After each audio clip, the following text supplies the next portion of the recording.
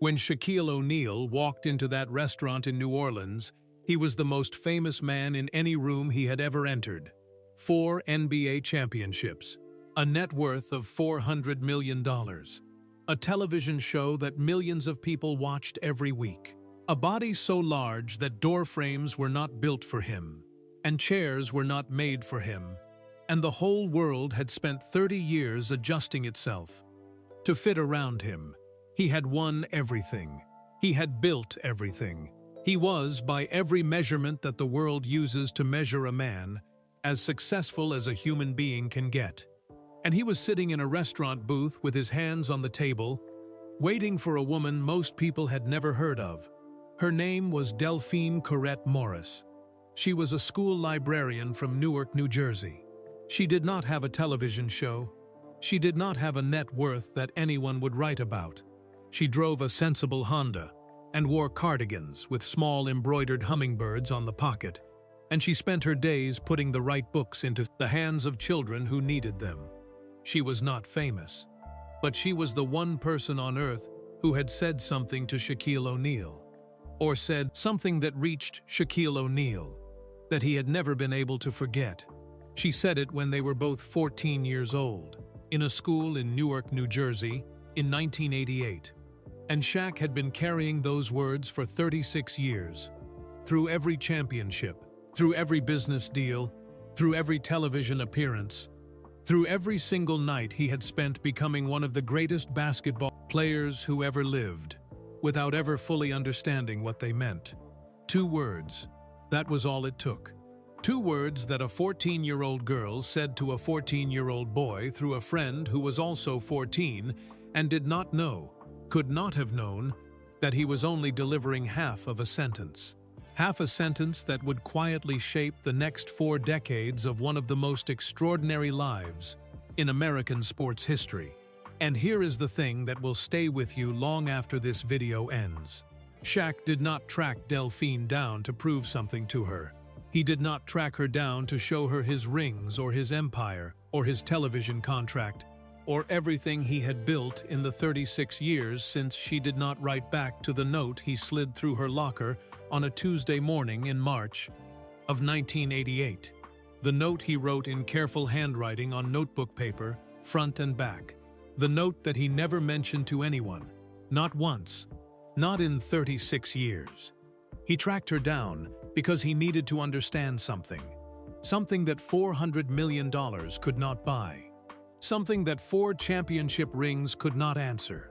Something that no arena and no crowd and no highlight reel had ever been able to resolve, no matter how loud it got. He needed to know what she had actually meant. And when she finally told him, in a quiet booth in one of the most legendary restaurants in New Orleans, in a city that holds the memory of his mother, in a room where civil rights leaders once sat, and where Leah Chase once cooked for presidents. When she finally looked across the table at this giant of a man who had conquered everything the world had to offer, and she said what she had been carrying for 36 years, Shaquille O'Neal reached up and covered his face with one hand. And he did not speak for 40 seconds. 40 seconds of silence from the loudest man in any room. What did she say? What was the sentence that stopped him completely? What had Marcus Teal, his best friend, 14 years old in a Newark cafeteria, accidentally broken when he delivered only half of her message?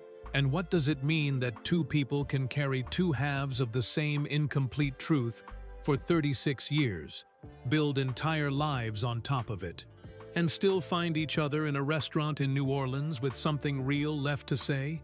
Stay with us for this entire story, because what happens next, what she says, what he does with it, and what it reveals about everything Shaq thought he knew about why he became who he became is the kind of thing you will be thinking about long after this video is over.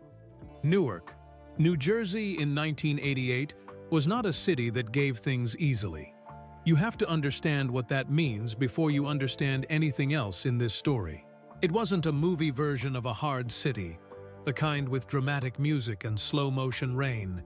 It was harder than that. It was ordinary hard. The kind of hard that doesn't announce itself. It just shows up every morning with the same face and the same tired eyes and the same emptied refrigerator on the first of the month. Essex County that year had an unemployment rate pushing past 11%. That sounds like a number until you walk it, until you see which stores have the metal grates pulled down at noon on a Wednesday, until you notice that half the men sitting on the steps of the row houses on 15th Avenue aren't resting. They just have nowhere to be. The crack epidemic had arrived in Newark like it arrived in every northeastern city in the mid-80s. Not with a knock, but with a key, sliding in under the door of neighborhoods that were already tired, already stretched, already two missed paychecks from serious trouble. The Ironbound District, which sits tucked into the eastern bend of Newark like something the rest of the city forgot about, smelled like diesel fuel and Portuguese sweetbread from the bakeries on Ferry Street, and something else that doesn't have a clean name. The smell of people working double shifts at jobs that don't say thank you. It was a neighborhood that had survived so many different waves of so many different immigrant families that it had developed a kind of permanent stubbornness. People there didn't talk much about hope. They talked about Tuesday. They talked about whether the 39 bus was running on time and whether the landlord would fix the boiler before December.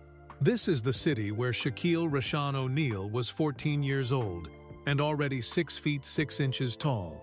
The height would become legendary. Everyone knows that now. The posters, the sneakers, the highlight reels, the 4 championship rings, the shattered backboards.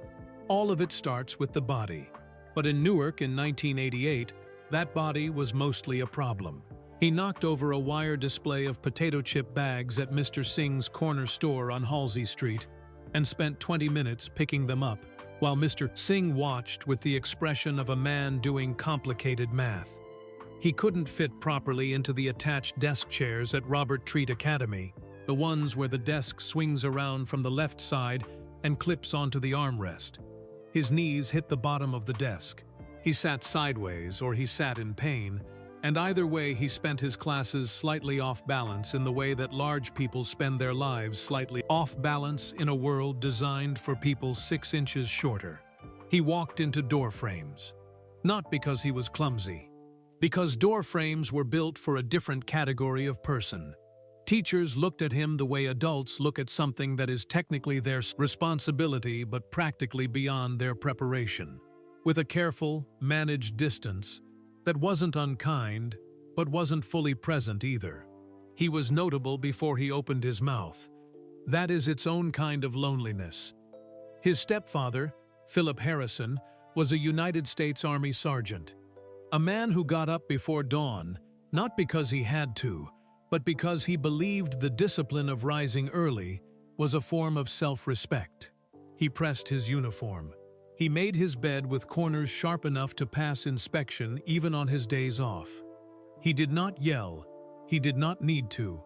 He had a way of expressing disappointment with his posture alone, a slight straightening of the already straight spine that communicated everything that needed to be communicated without a single word being wasted. Philip Harrison believed in 2 things above all else. He believed that excuses were for people who had already decided to lose. And he believed that Shaquille, his stepson, this enormous, funny, loud, complicated, sensitive 14-year-old, was going to make it out, not in an abstract, wishful way. In a concrete, tactical, I'm going to plan this like a military operation way. But Philip Harrison was also stationed at Fort McGuire and away for long stretches. And a 14-year-old boy without his father's daily gravity in a city like Newark in 1988 has to find his weight somewhere, has to find something to orbit. Shaq found his orbit in a girl named Delphine Corrette. She was not the most popular girl at Robert Treat Academy. She was not the one the other boys talked about at lunch, in the way boys talk about girls at lunch, loudly, with performance, with borrowed confidence. She didn't need that particular kind of attention, and she didn't chase it. She was the kind of quiet magnetic that takes years for most people to even recognize.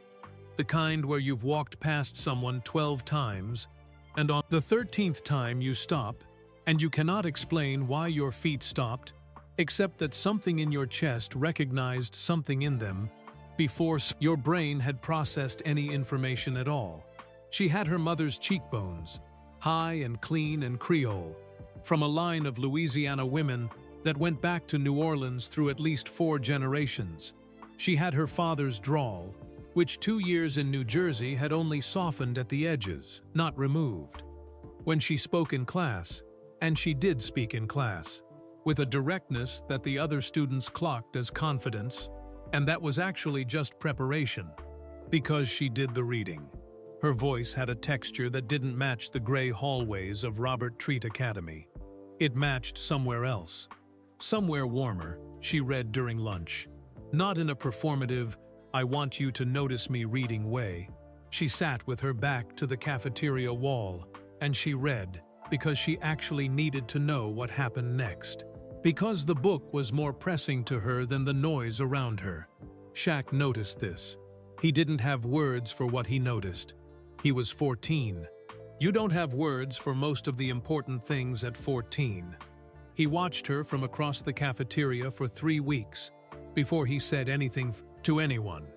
When he finally spoke, it was to Marcus Teal, his best friend, a compact, quick-talking kid from the Valesburg neighborhood in the western side of Newark, who had the particular gift of being able to talk to anyone without embarrassment.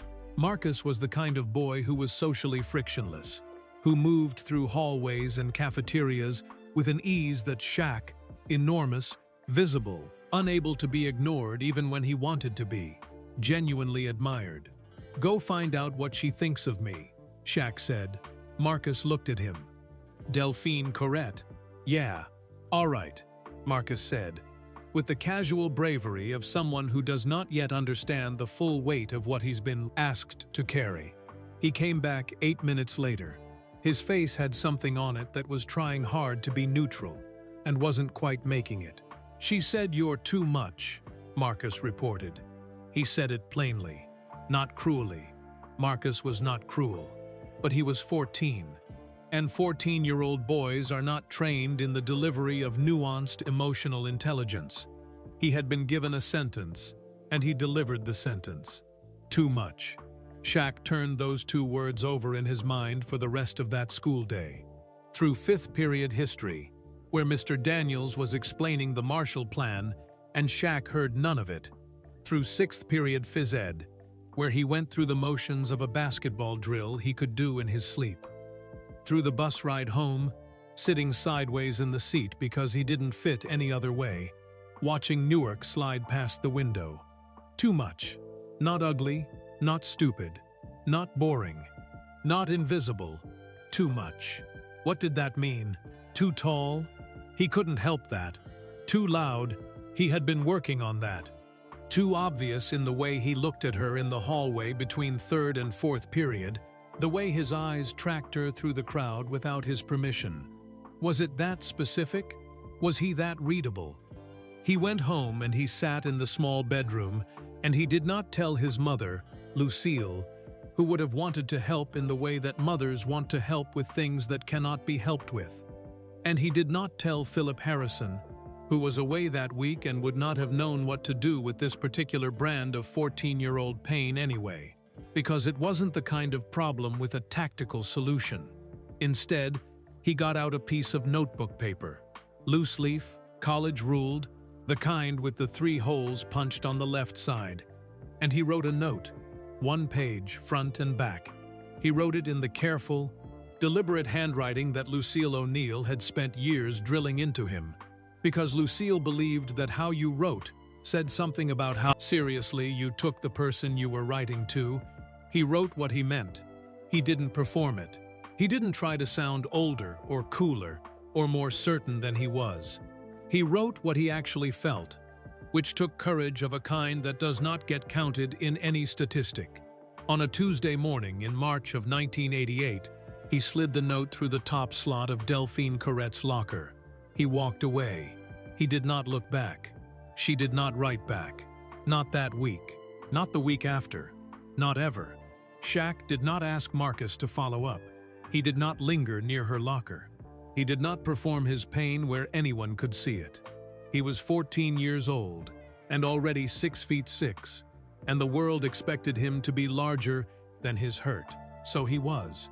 He tucked the whole thing somewhere very deep and very quiet inside himself.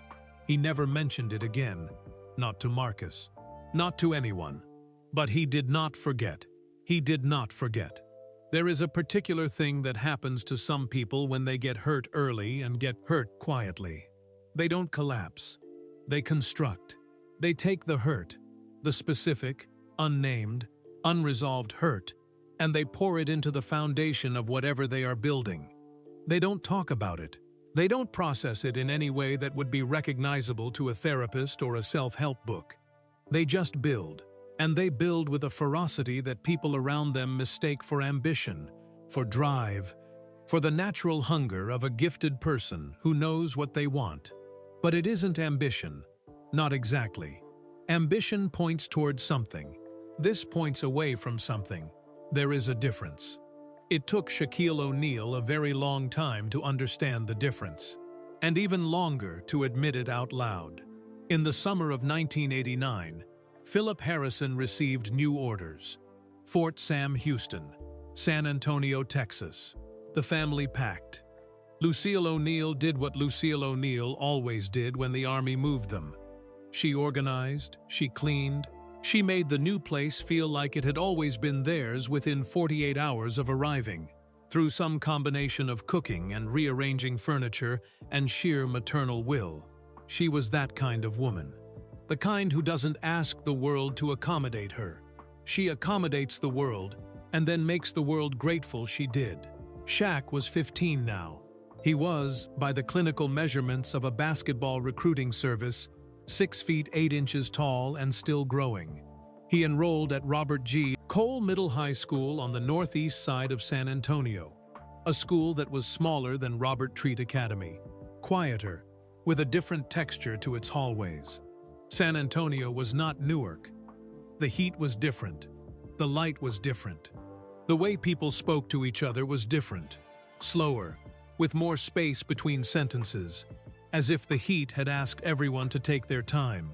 He missed Newark in a way he couldn't explain without sounding soft, so he didn't explain it.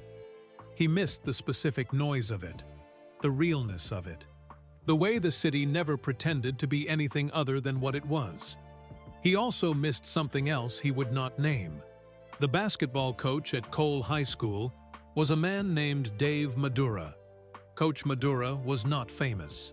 He was not the kind of coach who appears in documentaries or gets profiled in Sports Illustrated.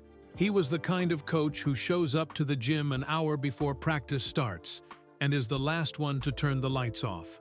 He had a clipboard with notes on it that he actually referred to. He watched his players with the specific attention of someone who is trying to understand them, not just use them. When Shaq arrived at Cole, Coach Madura watched him for 2 full weeks before he said anything substantive. He watched him in drills. He watched him in scrimmages. He watched how he responded to mistakes, his own and other people's. He watched how he moved when he thought nobody was paying attention.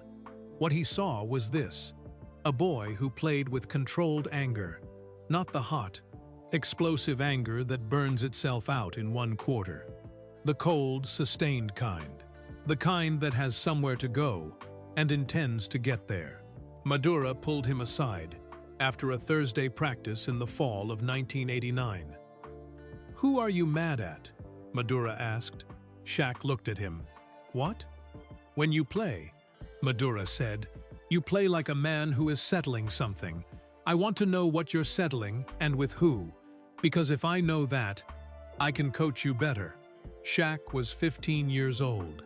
Nobody had ever asked him a question like that. Adults asked him about his height, about his father's rank, about whether he wanted to play college ball. Nobody had looked at the way he played basketball and seen through the surface of it to the engine underneath. He said, "I don't know what you're talking about, coach." Madura nodded slowly. "Okay," he said, "that's okay. You don't have to know right now. Just keep bringing it." He kept bringing it. By his junior year at Cole High, Shaquille O'Neal was averaging 32 points and 22 rebounds per game. Those numbers don't fully communicate what it was like to watch him play, because numbers never do. What the numbers don't say is that he played every game like the outcome was personal, like there was someone in the stands, invisible, unchosen, without a face he could put to them, who had once said something that he was in the continuous process of answering. He was answering too much every single night. Recruiting letters arrived, then phone calls. Then coaches appeared in person, men in pressed khakis and school-colored polo shirts, sitting in the coal-high bleachers with clipboards and very good manners, watching this enormous, furious, graceful teenager dismantle whoever was in front of him. USA Today named him the #1 high school player in the country. In 1989, Cole High School finished the season 36-0. They won the Texas State Championship. Shaq stood on the court afterward, in the particular silence that follows a crowd's roar. That brief, personal silence, where it's just you and what you've done. And he felt something that was not quite satisfaction. Satisfaction is round and complete. This felt like progress, like he was building towards something that wasn't finished yet. He didn't know what it would take to finish it. He would not know for a very long time. Meanwhile, in Newark, New Jersey, Delphine Corrette's life was doing what lives do, when nobody is writing a story about them. It was just happening, quietly, with its own weight and its own grace and its own grief. Her father, Gustave Corrette, was a longshoreman who worked the Port Newark docks, one of the busiest container ports on the eastern seaboard, loading and unloading cargo in weather that didn't negotiate. He was a big, deliberate man with enormous hands and a reading habit that surprised people when they discovered it. On his lunch breaks, sitting in the dock workers' break room with his thermos of coffee and his hard hat resting on the table beside him, Gustave read Gabriel Garcia Marquez. He had a worn paperback copy of 100 Years of Solitude that he had read 4 times and kept in his work locker. The spine was cracked in 3 places. He had underlined things in pencil. This is where Delphine got it. Not the reading habit in the abstract. The specific belief that a book could hold something that ordinary life couldn't reach otherwise. That literature was not decoration. That it was load-bearing. In 1989, Gustave Corrette was diagnosed with type 2 diabetes. The diagnosis arrived the way serious things often arrive in families that don't have much margin. Not with time to prepare, but as an immediate restructuring of everything. His hours at the port had to be reduced. His diet changed. His energy, which had always been one of the constants of the household. Gustave was the kind of man whose presence filled a room not with noise but with steadiness, began to ebb in small, noticeable increments. Delphine's mother, Yvette, picked up extra shifts at University Hospital, where she worked in the laundry.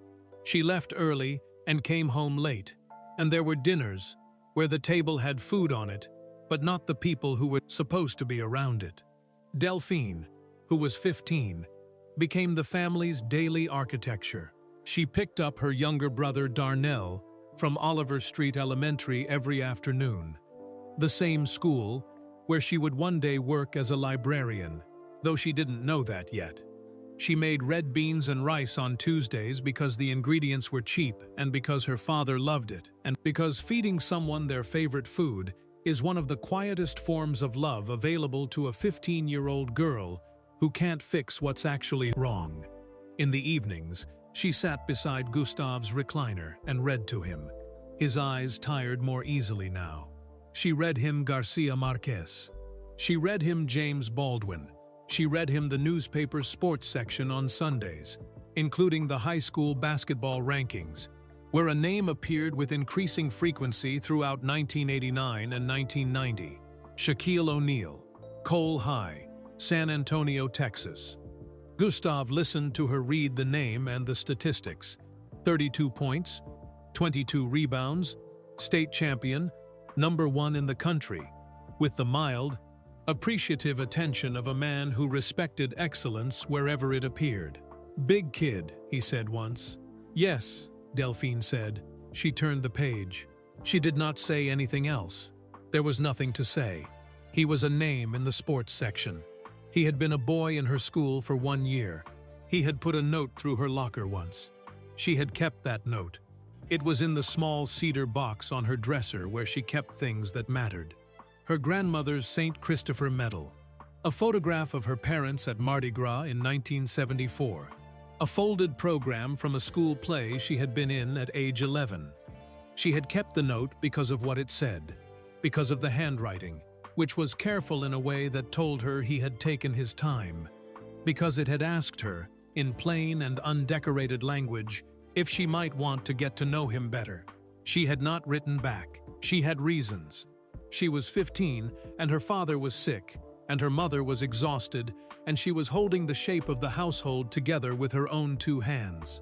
She was scared of wanting something she might not be able to hold. She was scared in the specific way that girls who have already had to grow up fast become scared of things that are purely for themselves. Things that exist just because they want them, not because anyone needs them. She was scared of him too, of his size, of the earnestness of that note, of the way he looked at her in the hallway that was too direct and too genuine and too much like something that would require her full attention at a time when her full attention was already fully spent. But she had kept the note. She had not forgotten him either.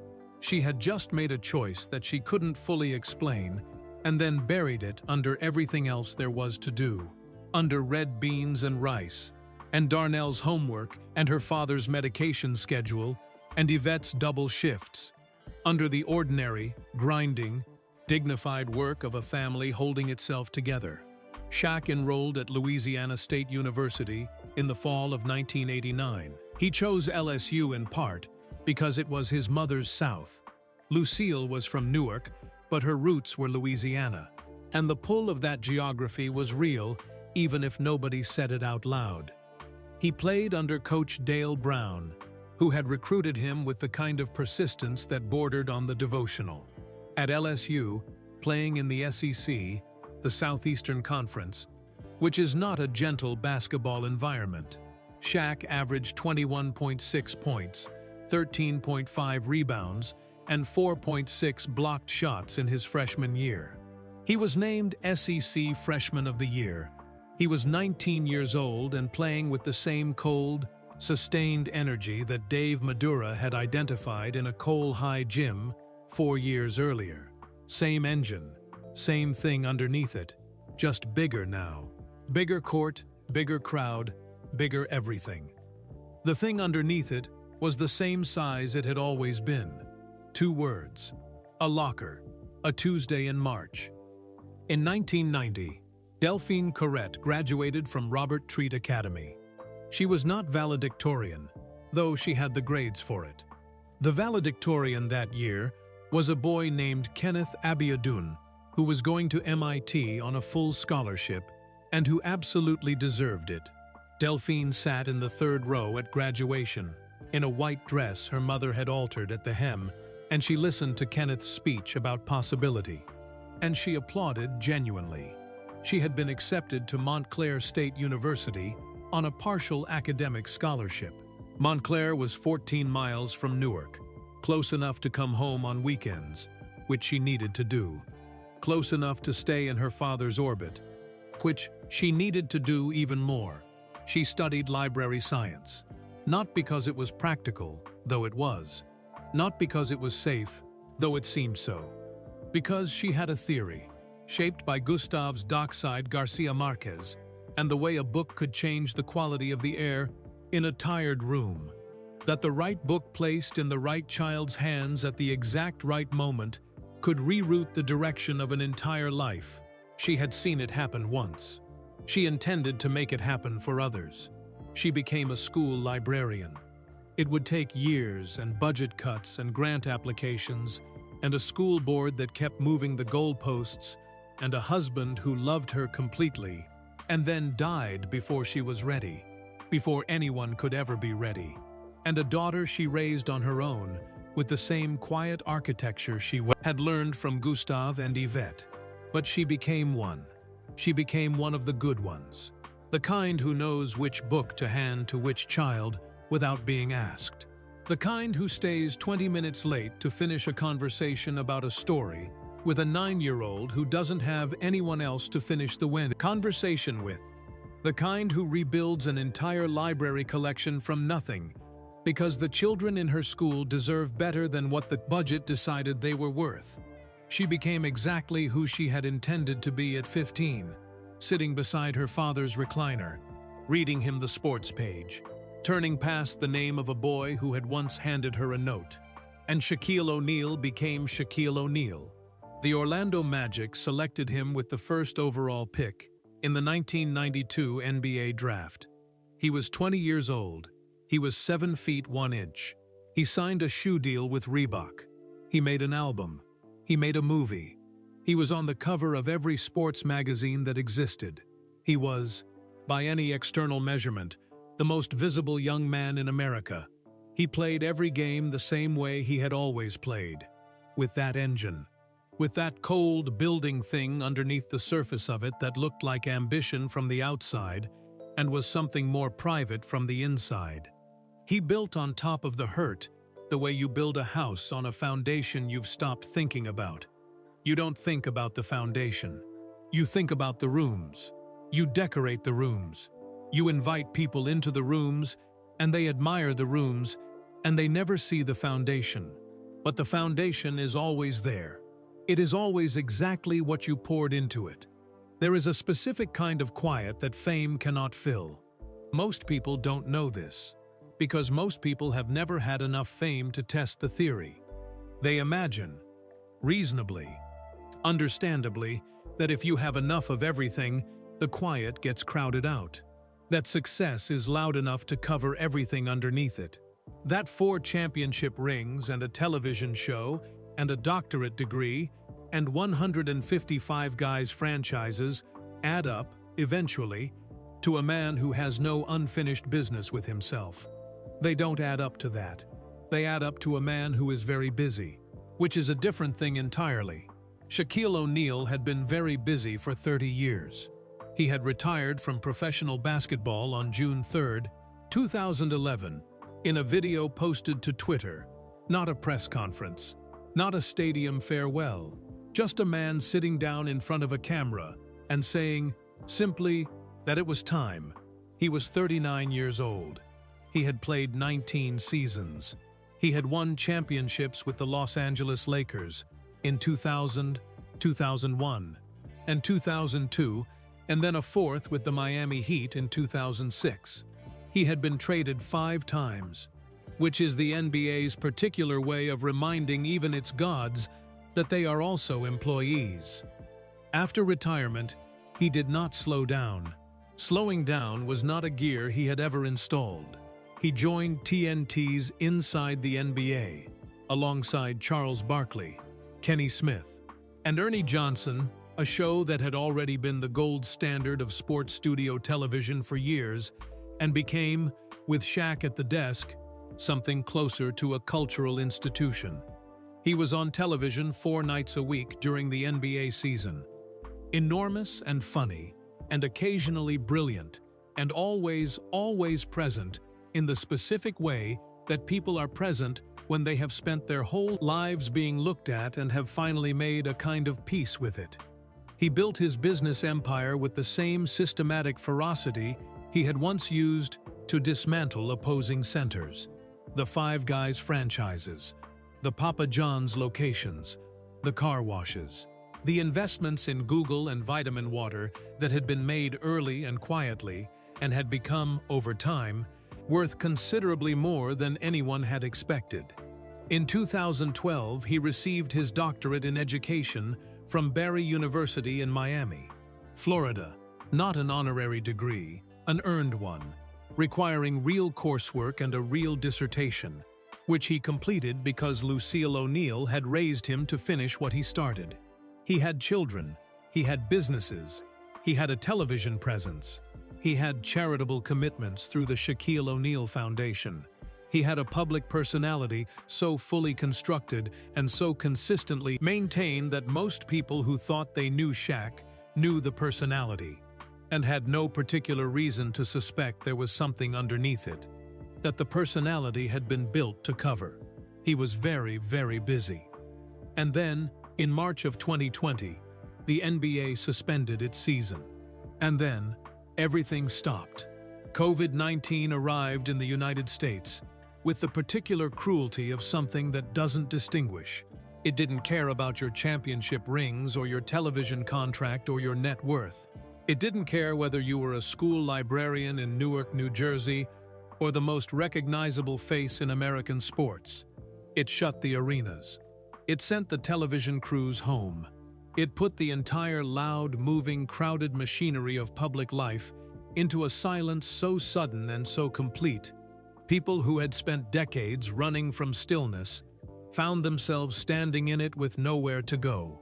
Shaq was in his home in Windermere, Florida, a sprawling property outside Orlando that had enough rooms to lose yourself in, which had always been part of the point.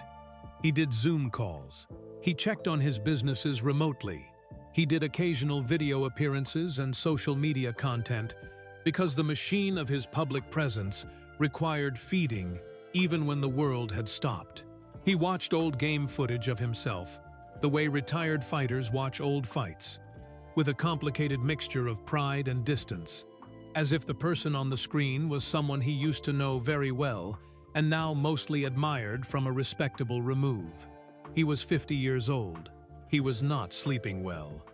This is the part that doesn't make the highlight reels or the business profiles or the television appearances. So let's stay here for a moment, because it matters. At 50, in the silence of a pandemic, in a house with enough rooms to lose himself in but not enough noise to drown out the quiet, Shaquille O'Neal was doing what human beings do when the machinery of distraction finally breaks down. He was sitting with himself. He was 50 years old and he was sitting with himself. And what he found there was not a crisis. It wasn't a breakdown. It was just the stuff that had always been there, waiting patiently for exactly this kind of quiet to make itself known. The stuff that doesn't go away because you win 4 championships. The stuff that doesn't dissolve in a net worth of $400 million. The stuff that sits in the foundation of the house you've been building your whole life, underneath all the rooms, in the place you stopped thinking about. He was not sleeping well. He was also, like nearly every human being with a smartphone and nowhere to be, spending a significant amount of time on social media. This is how most of the important accidents of the modern age happen. Not dramatically, not with violins, but with a thumb moving across a phone screen at 11:30 at night in a quiet house in Windermere, Florida, in the middle of a pandemic. In October of 2020, Facebook's algorithm did what Facebook's algorithm exists to do. It surfaced a profile. The feature is called People You May Know. It exists because Facebook's algorithm is, at its core, an archaeologist. It digs through the sediment of your digital life, the schools you attended, the cities you lived in, the mutual connections you share with strangers, and it brings things to the surface. It is not sentimental. It has no understanding of history or context or the specific weight of a name appearing on a screen after 32 years. It is just a machine that found a pattern and followed it to its logical conclusion. The logical conclusion, on a Tuesday night in October 2020, was a profile picture of a woman in a cardigan with a hummingbird embroidered on the pocket, standing in front of a bulletin board decorated with paper book covers at what appeared to be a school book fair. The name underneath the profile picture read, Delphine Corette Morris, Newark school librarian, at Oliver Street Elementary. Shaq stared at the profile for a very long time. She had a public profile in the loose, unconsidered way that people who are not famous have public profiles. Not carefully curated, not managed, just present. There were perhaps 40 photographs. Her daughter appeared in many of them. A teenage girl with her mother's cheekbones and a different kind of energy, louder in her expressions, unguarded in the way that young people are unguarded when they don't know that documentation has consequences. There was a photograph of Delphine at what appeared to be a school graduation, holding a small bouquet of carnations and smiling the smile of someone who is genuinely pleased and not performing it. There was a photograph of her and an older woman, her mother, clearly. The resemblance was in the jawline and the posture, sitting at a kitchen table with coffee cups and Sunday morning light coming through the window. She looked like herself. That is the only way to say it. She looked precisely and completely like herself, which is not a thing you can guarantee about any person you knew at 14 and are looking at again at 50. Some people become unrecognizable. Some people become harder versions of who they were.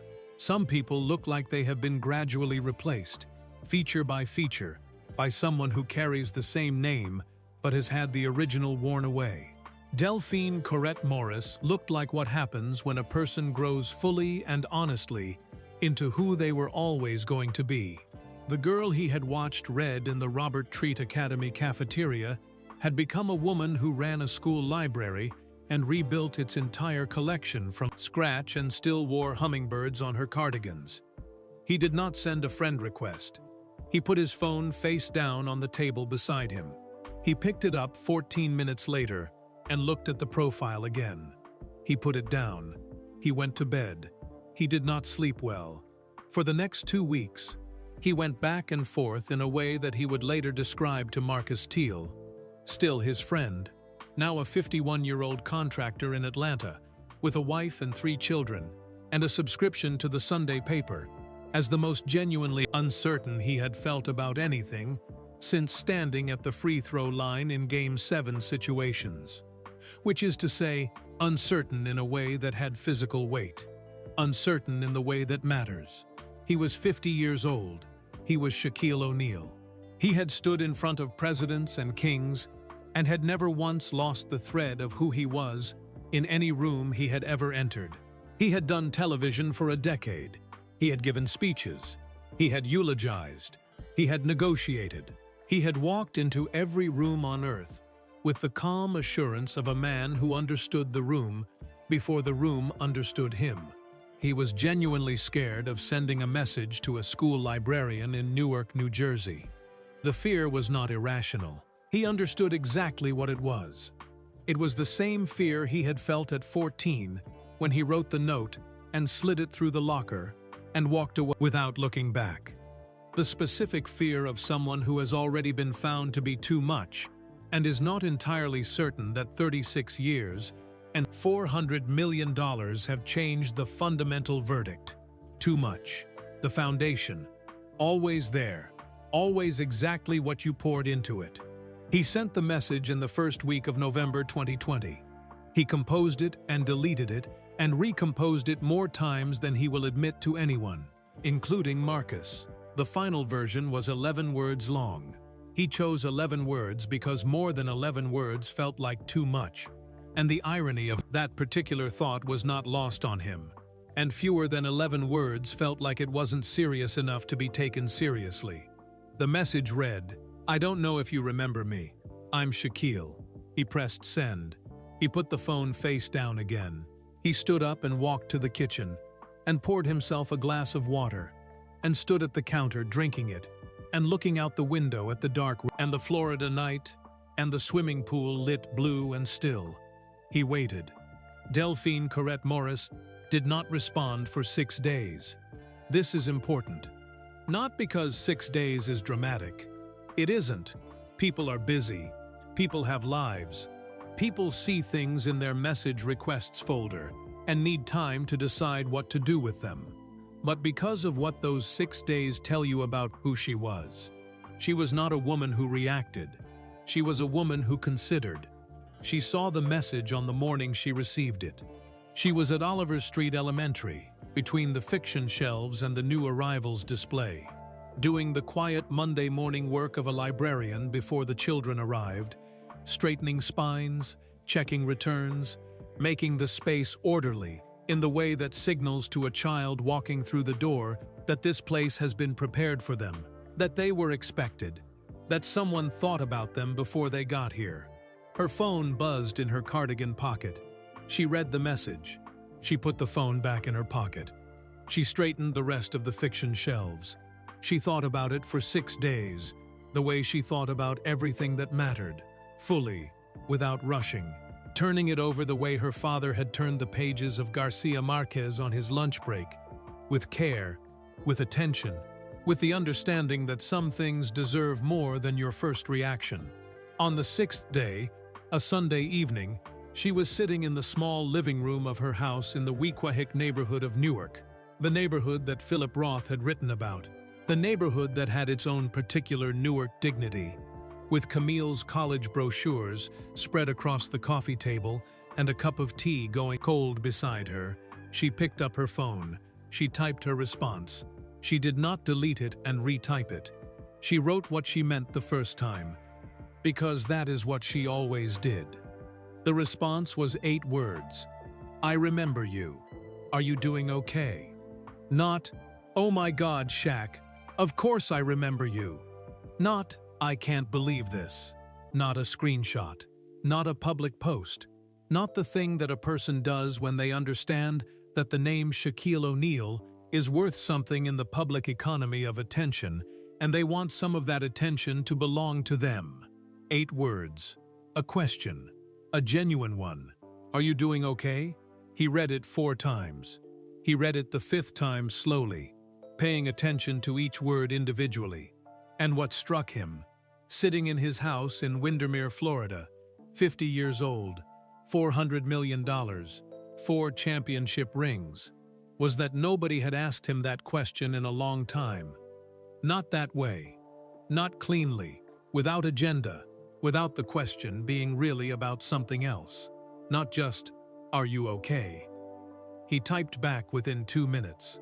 The response came fast because he had been thinking about what he would say if she responded for 6 days, and so the words were already fully formed. Waiting. Honestly, I've been thinking about something you said a long time ago. The 3 dots appeared. The 3 dots that mean someone is typing. He watched them. They appeared and disappeared twice. She started, reconsidered, started again, before the message came through. 2 words. I know. Shaq sat with those 2 words for a long time. I know. Not, what do you mean? Not, what did I say? Not the response of someone who is genuinely unaware of what he might be referring to. I know. 2 words that meant she had been carrying something too. 2 words that meant whatever had been unfinished between them in March of 1988 had not been unfinished only for him. 2 words that cracked open 32 years of silence, like a window being opened in a room that has been closed for a very long time. The air that came in was something he had not felt in a very long time. He didn't know yet what it was. He was about to spend 3.5 years finding out. The first thing you need to understand about what happened next is what it was not. It was not a love story, not in the way the internet would want it to be. Not the fairy tale version where the famous man finds the woman who once rejected him, and time collapses, and everything resolves into something clean and romantic and shareable. That version is easier. That version fits inside a headline. That version does not require you to understand either of these people as fully formed human beings who had lived entire lives in the 32 years between a locker and a Facebook message.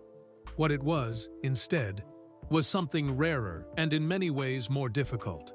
It was a real conversation, the kind that takes time, the kind that asks things of you, the kind where you cannot perform your way through it because the other person is paying too close attention for performance to survive very long.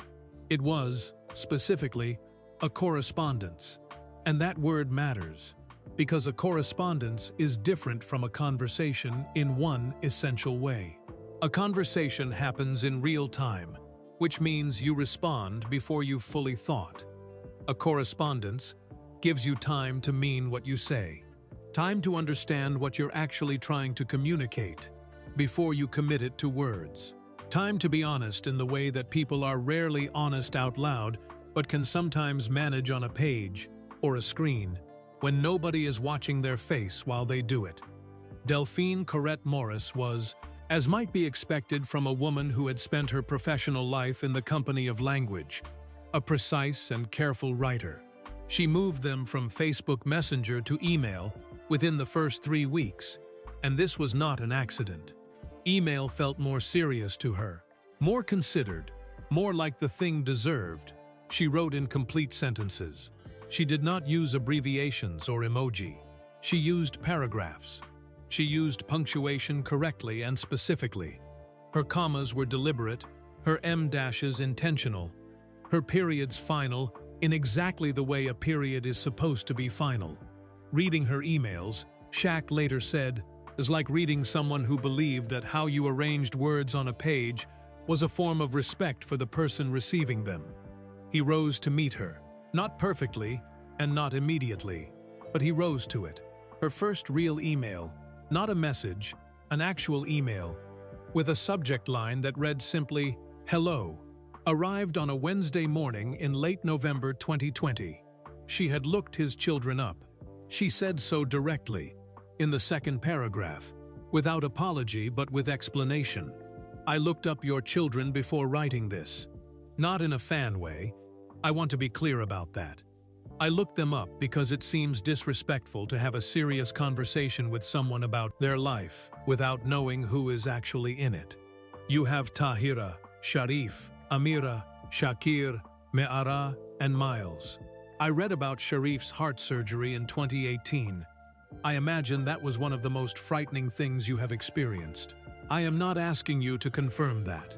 I am just telling you that I know about it, so you don't have to decide whether to mention it." Shaq read that paragraph 3 times. He had done thousands of interviews. He had sat across from journalists and television hosts and podcast hosts and documentary filmmakers. He had answered questions about his children, about his marriages, about his career, about his businesses, about his feelings on every subject from basketball to politics to the proper way to make gumbo. He was very good at interviews. He was, specifically, very good at answering questions in ways that felt complete and revealing, while actually revealing only what he had pre-decided to reveal. Delphine's email did not give him that option. She wasn't interviewing him. She was already inside the conversation, 3 moves ahead, having done the reading, having removed all the preliminary small talk so that there was nowhere to go except somewhere real. He sat at his desk in Windermere for 40 minutes before he typed a response. He told her about Sharif's heart surgery the way he had not told any interviewer, not the public version, the version about strength and faith and his son being a warrior, the private version, the version about standing in a hospital hallway in August of 2018 while his 19-year-old son was in surgery for a congenital heart condition, and the specific quality of that particular fear, which was unlike any fear he had ever experienced on a basketball court or in a boardroom or anywhere else. The fear that has no opponent. The fear you cannot outwork. The fear that just sits in a hospital hallway with you and does not negotiate. He wrote 4 paragraphs about it. He sent it before he could decide not to. She asked about grief in the 4th email. Not abstractly. She had told him about Theodore, her husband, the electrician from Irvington who loved old movies, who had died of a hemorrhagic stroke in 2009 at the age of 41. 3 days before their daughter Camille's 9th birthday, she told it plainly, without reaching for drama, because it was dramatic enough on its own, and she had long since made her peace with the facts of it, even if she had not made her peace with all of theirs. The feelings underneath the facts. Then she asked him, "What do you do with the shape of someone's absence? I don't mean in general, I mean physically. The wrong side of the bed, the wrong chair at the table, the coffee cup in the cabinet that you can't move and can't use. Does that ever stop feeling like the wrong shape, or do you just get used to the wrongness?" She was asking him because he had been divorced, because loss takes many forms, And she was not assuming that divorce and death felt the same, but she was asking if he understood the specific geometry of absence, the way a person leaves a shape behind them in the physical world that the physical world doesn't know how to fill. He sat with that question for 2 days. He wrote back, "I don't think it stops.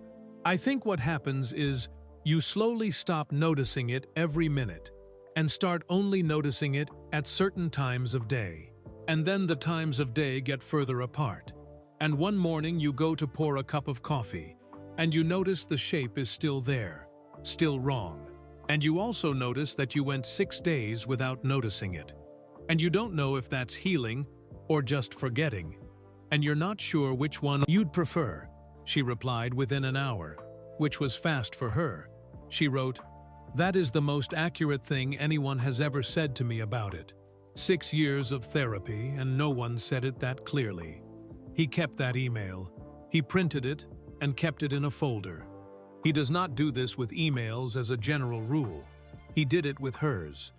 They talked about Newark the way people talk about a place that made them, and then released them, and then changed while they weren't watching.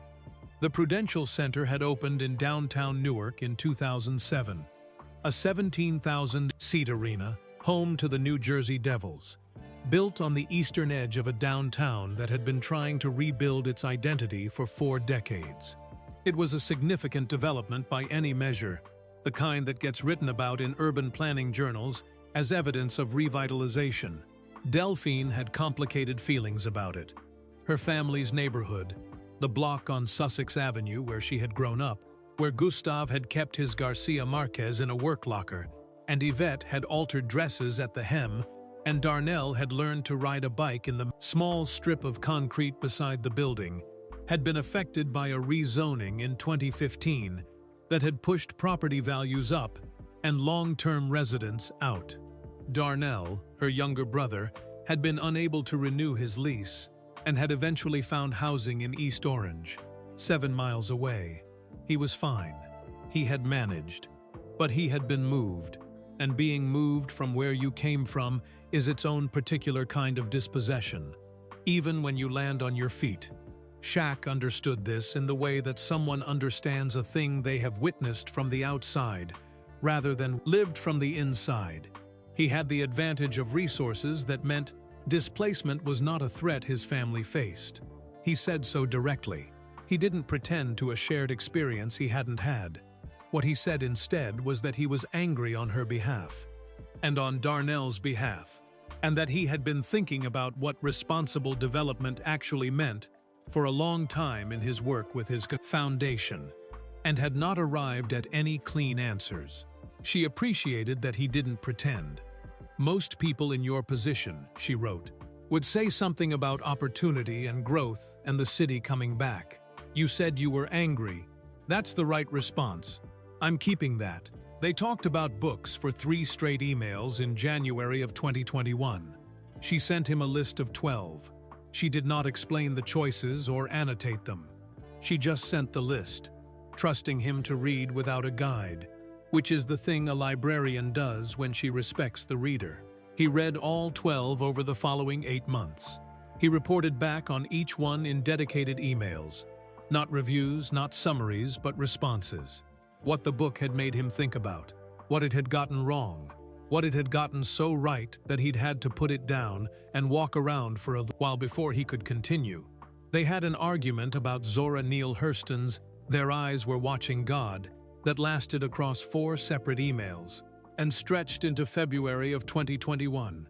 Shaq's position was that the ending was a defeat, that Janie Crawford had survived but not won. That survival without victory was the book's tragedy, and he was not sure the book knew it was tragic. Delphine's response was 8 paragraphs long, and it was, by any measure, the most thorough dismantling of a literary interpretation she had performed since her graduate seminar at Montclair State 20 years earlier. She argued that he had confused winning with recognition, that Janie's victory was internal, was self-knowledge, was the specific triumph of a woman who had finally, completely, understood her own horizon and claimed it, and that he was looking for a trophy where the book had placed something quieter and more durable. She wrote, "You've spent your whole life in arenas where winning has a scoreboard." Hurston wasn't writing a game. She was writing a life. Those aren't the same thing, and the metrics don't transfer. He read that sentence, and then he read it again. He sat with it for a week.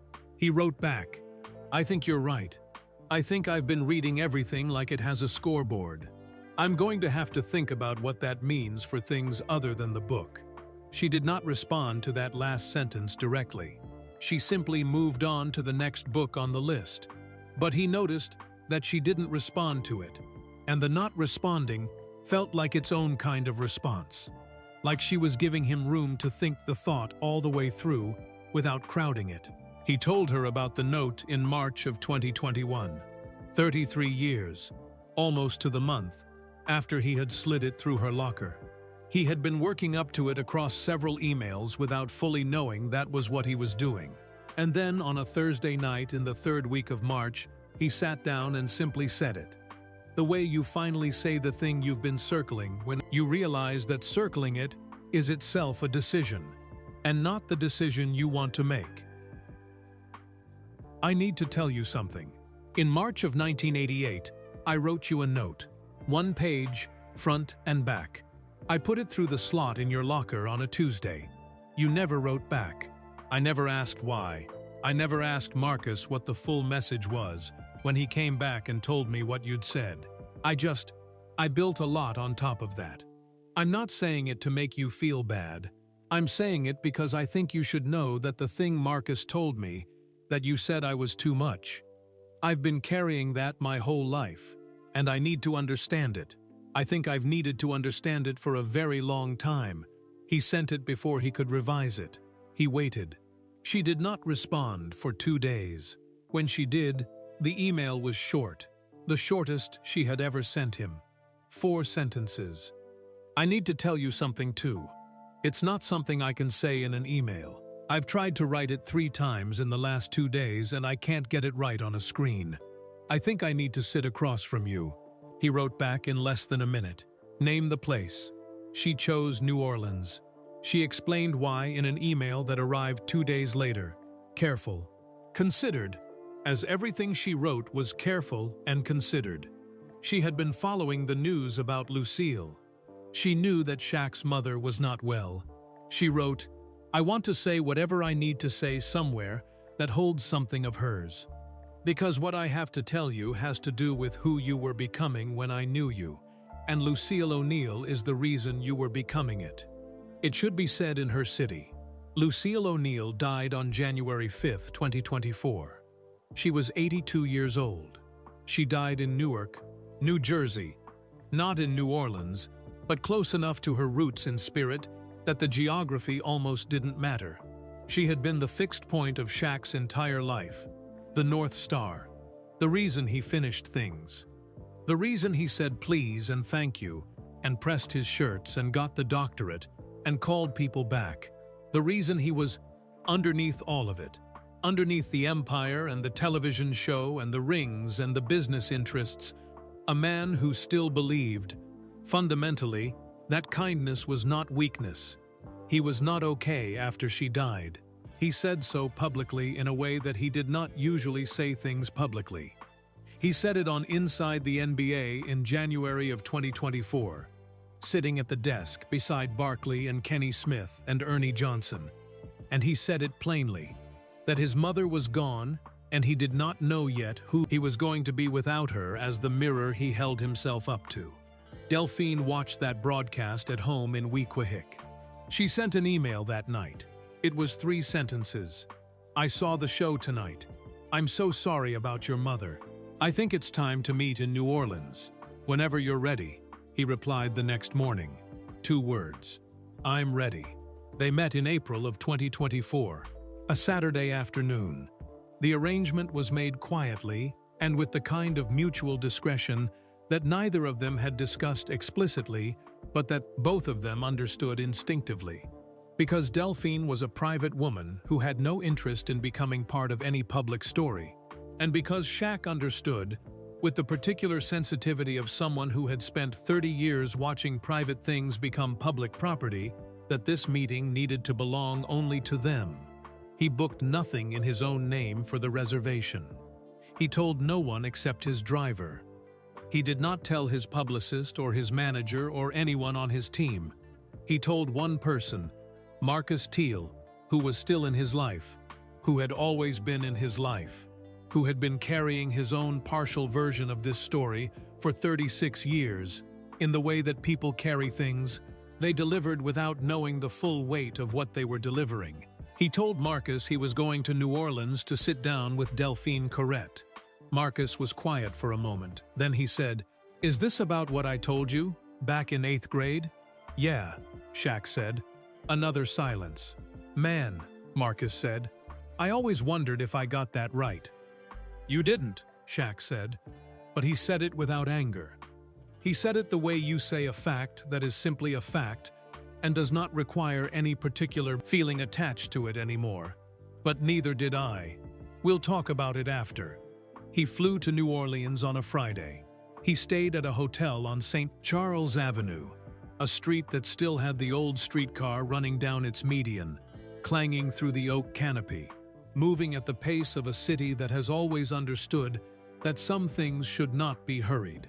He walked that evening, alone, with a cap pulled down, which provides approximately 40% of the anonymity it would provide for a person of average height, but which was the best available option. He walked through the Garden District and down into the lower stretches of Magazine Street, and he thought about his mother. He thought about the specific way she had smelled, her particular soap and her particular perfume, and the underneath of it, which was just her, irreducible and irreplaceable and gone. He thought about a note he had written in careful handwriting on a Tuesday in March 36 years ago. He thought about 2 words on a phone screen. "I know." He went back to the hotel and he ordered room service, and he did not sleep well. And in the morning he put on a plain gray shirt and dark slacks and 1 ring, and he got in the car. He was going to Dookie Chase's restaurant on Orleans Avenue. He was going to find out, finally, what she knew. Dookie Chase's restaurant on Orleans Avenue in New Orleans is not a restaurant in the ordinary sense of the word. You need to understand this before you understand what it meant that Delphine chose it. It is a landmark in the way that only certain places become landmarks, not because someone decided they should be, not because a marketing department put them on a list, but because history chose them, because enough people walked through the door, carrying enough of what mattered to them, that the walls absorbed it over time and became something more than walls. There are places like this in every city that has lived long enough and suffered enough and celebrated enough, and Dookie Chase's is one of them. And New Orleans is the kind of city that produces them. Edgar Dookie Chase Jr. and his wife Leah opened the restaurant in its current form in the 1940s. Leah Chase, who would become known as the Queen of Creole Cuisine, who would cook for presidents, who would be written about in history books and food magazines and civil rights retrospectives with equal and justified reverence, built Dookie Chase's into something that the city of New Orleans needed and did not have anywhere else. She built it into a place where Black Americans could sit together and eat together and be served with dignity, at a time when dignity in a restaurant was not something that could be taken for granted, when it was in fact an act of quiet and sustained resistance simply to walk through the door and be welcomed. Through the 1960s, civil rights leaders gathered there. Thurgood Marshall ate at those tables. Duke Ellington ate at those tables. Freedom riders passing through New Orleans stopped at Dookie Chase's because Leah Chase fed them and didn't charge them and sent them on their way with full stomachs, and the particular fortification that comes from being treated as if you matter in a world that is actively arguing that you don't. President Barack Obama ate there in 2008. Presidents George W. Bush and Ray Nagin had eaten there before him. Ray Charles ate there. James Baldwin ate there. Leah Chase died on June 1, 2019. at 96 years old, and New Orleans grieved her the way cities grieve the people who are so woven into their identity that losing them requires a renegotiation of who the city understands itself to be.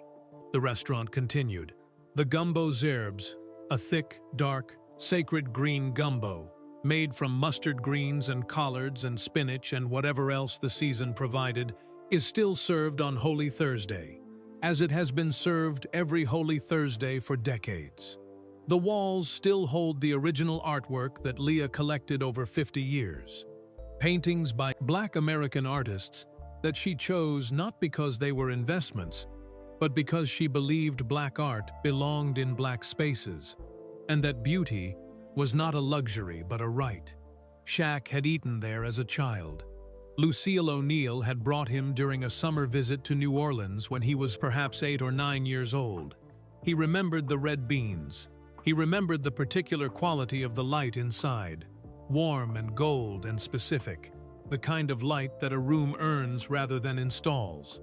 He remembered his mother's posture in that room, which was different from her posture in other rooms, more at ease, more fully herself, the way people are in places where their history is held. Delphine had researched this before she suggested it. She had looked up what Dookie Chases meant to Lucille O'Neill's New Orleans. She had read about Leah Chase and the restaurant's history, and the role it had played in the civil rights movement and in the cultural life of the city. She had made a choice that was not casual and was not accidental. She had chosen a place that was sacred to the history of Black dignity, in America that held Shaq's mother's memory in its geography, and that was, in its very architecture and purpose, a place built on the belief that people deserved to be treated as if they mattered. She chose it because whatever she had to say needed to be said in a place that understood the weight of true things. Shaq arrived at 12:40 in the afternoon. The lunch service was underway. The restaurant was not loud in the way that busy restaurants are sometimes loud. It had the particular acoustic quality of old buildings, with high ceilings and thick walls and decades of absorbed conversation, which is a kind of natural sound dampening that no modern design can replicate. The smell was immediate and complete, the layered, dark, complex smell of a Creole kitchen that has been running for 80 years. Which is the smell of rendered pork fat and bay leaves and thyme, and something deeper underneath all of it, that is the smell of cooking done with genuine intention over a very long period of time. He was shown to a booth at the back. He had called ahead, not in his own name, and the restaurant had arranged this without ceremony, and without making anything of it, because Dookie Chases had been hosting people who needed privacy for decades, and had long since mastered the particular grace of treating remarkable people as if they were simply guests, which is the highest form of hospitality. He sat down. He was alone in the booth, and he was aware of being alone in the booth in the specific way you become aware of the absence of someone when you are waiting for them to arrive. The booth was built for human beings, which meant it was slightly small for him. He arranged himself. He put his hands on the table and then put them in his lap, and then put them back on the table. He was nervous. Let's stay with that for a moment, because it deserves to be said plainly. Shaquille O'Neal, 4 championship rings, television personality, doctorate holder, man who had performed in front of millions of people for 30 years and had never once appeared to doubt his right to take up the space he occupied, was sitting in a booth at Dookie Chase's restaurant in New Orleans, Louisiana, and he was nervous. His hands did not know where to be. He looked at the menu and did not process a single word on it. He looked at the artwork on the walls, a painting of a woman in a yellow dress, another of a street scene in deep blues and greens, and he looked at them without seeing them. He was thinking about a Tuesday in March of 1988. He was thinking about 36 years.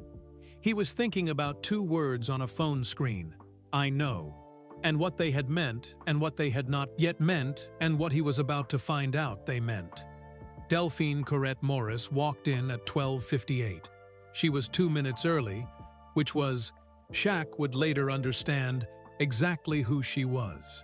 The kind of person who is never late because she respects the time of the person waiting, and who is never conspicuously early because she understands that appearing too eager is its own kind of performance, and who therefore arrives at the precise moment that communicates, "I took this seriously, and I am here." She was 52 years old. She had the gray streak in her natural hair that he had seen in the Facebook photographs, sitting above her left temple like something she had earned and decided to keep. She was wearing a dark green dress and, over it, a cardigan. The cardigan had a small embroidered hummingbird on the left pocket. She was not dressed up in any obvious way, and she was not dressed down. She was dressed like herself, which was the only thing she knew how to be. She saw him immediately, because he was not difficult to find in any room, and she walked toward the booth without hesitation. She did not do the thing that people sometimes do when they see him for the first time in person: the involuntary physical pause, the small recalibration required when the actual scale of the man resolves itself from the television version. She had been thinking about this moment for long enough that the surprise had been processed in advance. She slid into the booth across from him. They looked at each other. For a moment, neither of them said anything. Not because there was nothing to say, but because there was too much, and the too muchness of it required a moment of acknowledgement before either of them could begin to move through it. They were two people sitting across from each other who had last been in the same physical space, when they were teenagers in a city that was different now, in a country that was different now, having become, in the intervening 36 years, the specific and complete human beings that teenagers are always in the process of becoming without knowing it. "Hi," Delphine said. "Hi," Shaq said. And then, because neither of them were people who needed small talk as a warm-up, Delphine picked up the menu and said, "I've heard the shrimp Creole here is the thing to get." "It is," Shaq said. "My mother used to get it." "I know," she said. "I read that." He almost laughed. "You researched my mother's order?" "I researched the restaurant," she said. The order came up. She looked at him over the top of the menu with an expression that was almost a smile, and was doing the work of a full smile. "I'm a librarian. Research is not something I do halfway." He did laugh then. A real one. The specific laugh of a man who has been braced for something difficult and finds, in the first 2 minutes, something unexpected and genuine that allows his shoulders to come down from where they had been living up near his ears. They ordered. She got the shrimp Creole. He ordered the fried chicken and a side of red beans and rice, his mother's New Orleans, on his plate, in this room. They talked for almost an hour before they talked about the thing they had come to talk about. This was not avoidance. It was approach. The circling that people do around important things when they are being honest about the fact that important things deserve context. You do not walk up to the center of something and say it immediately. You arrive at the center from the outside, moving inward, because the journey toward it is part of understanding it. They talked about Camille. She was 17 now, in her final year at Wequahic High School, the same school that Philip Roth had once attended, which Delphine mentioned, with the dry humor of a Newark woman who has strong feelings about the way certain writers treat certain cities. Camille wanted to study environmental law. She was serious and directed, and, Delphine said, fundamentally more confident than Delphine had been at 17, which she attributed to the specific confidence that comes from being raised by a parent who decided that their child would not grow up afraid of wanting things. Shaq listened to this and heard what was underneath it. He did not say anything about it. He just listened. He told her about the foundation, the Shaquille O'Neal Foundation, which focused on education and youth development, which had partnerships with schools and HBCUs and community organizations across the country. He told her about a program they were developing in partnership with several historically black colleges and universities that was specifically designed to support students pursuing law and public policy. He said it in the middle of a sentence about Camille, not as a separate announcement, because he was not making an announcement. Delphine heard it immediately. "You don't have to do that," she said. "I know," he said. "That's why I'm doing it." She looked at him for a moment. Something moved across her face that was too precise to be called emotion in the general sense. It was a specific thing, a recognition of something, a confirmation of something she had suspected across 3.5 years of emails and had not been entirely certain of until this moment. "You're different from what I expected," she said, "and exactly what I expected at the same time." "People say that," he said. "I imagine they do," she said. "I think it means you're real. Real people are usually both." They talked about Lucille for a long time. Delphine had asked them to come to New Orleans for this reason, and she honored it without making it heavy. She asked about Lucille the way she asked him about everything that mattered, which was directly and with genuine curiosity, and without the particular delicacy that people sometimes perform around grief, as if grief were a sleeping animal that might be startled. Shaq talked about his mother in ways he had not talked about her publicly, even in the interviews he had given after her death in January. He talked about the garden she kept, wherever they lived, the way she brought plants with her, the way other people bring furniture, the way green things appeared in whatever yard or patio or window box was available within weeks of arriving somewhere new. He talked about the way she cooked, not the recipes but the manner of it.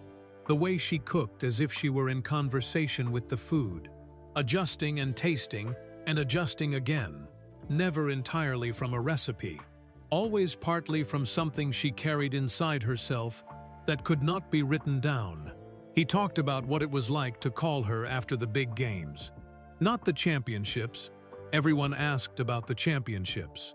The regular season games, the mid-January games in cities no one cared about, the games where he had played well and needed to tell someone who would understand exactly what it had taken and would not be impressed by the score, but would be impressed by the effort.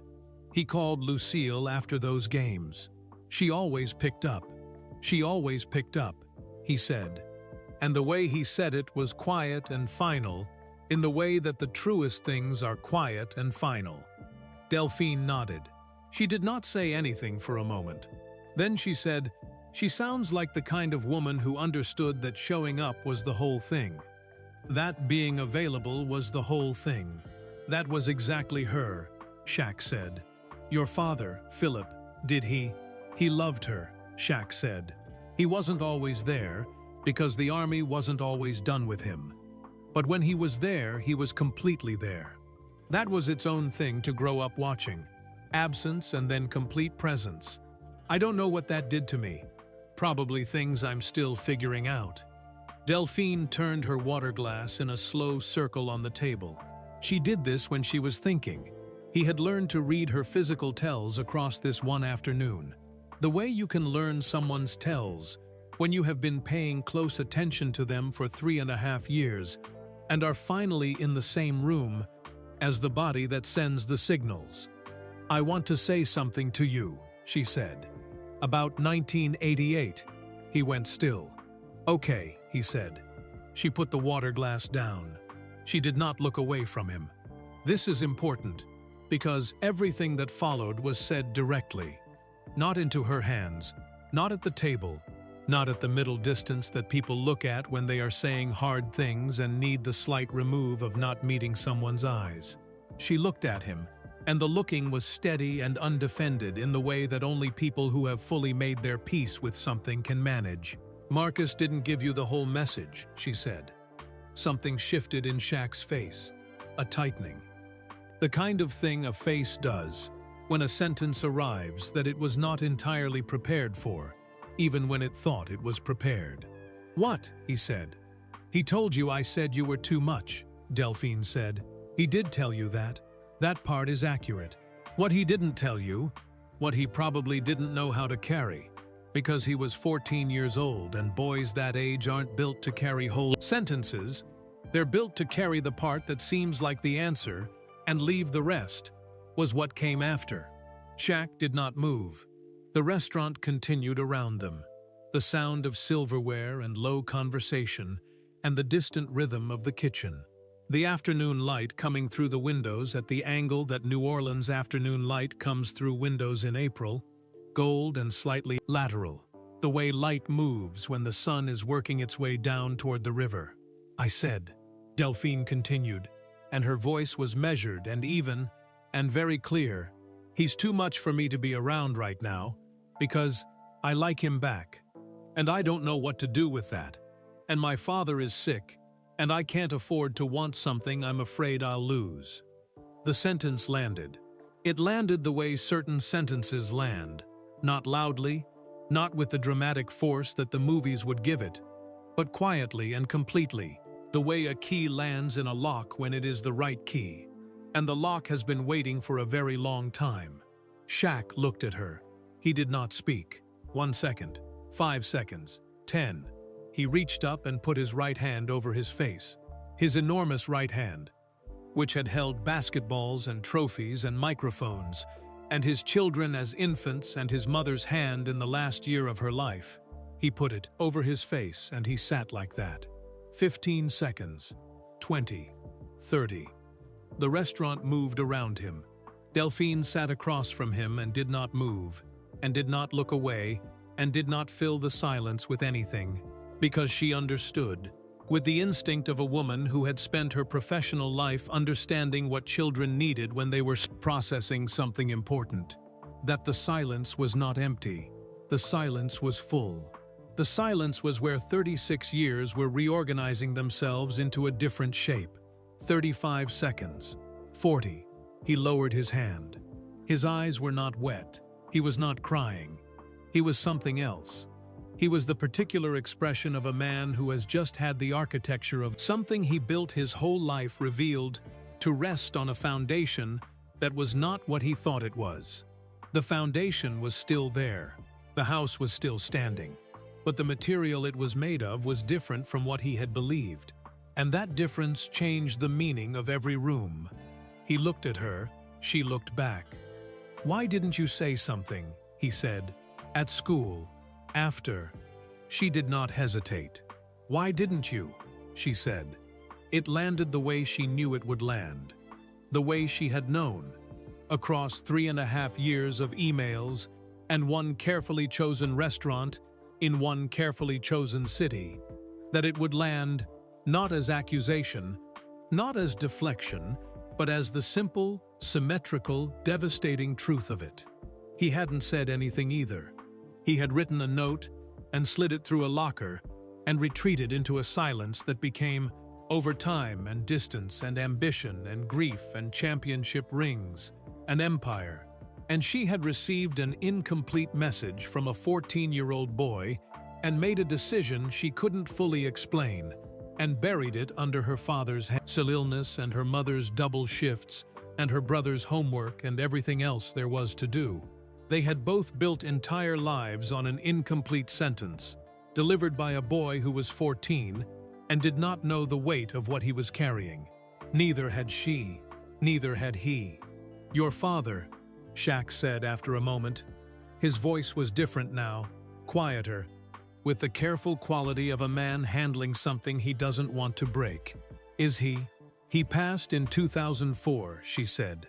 "Complications from the diabetes. He was 61. Shaq nodded slowly. "But he got to see 3 championships, she said. "He followed the league every year. He liked watching you play. He thought you played with too much feeling." She paused. He meant it as a compliment. He said players who play with too much feeling are the only ones worth watching. Something moved across Shaq's face that was not a smile, but was in the neighborhood of one. Something softer and more interior than a smile.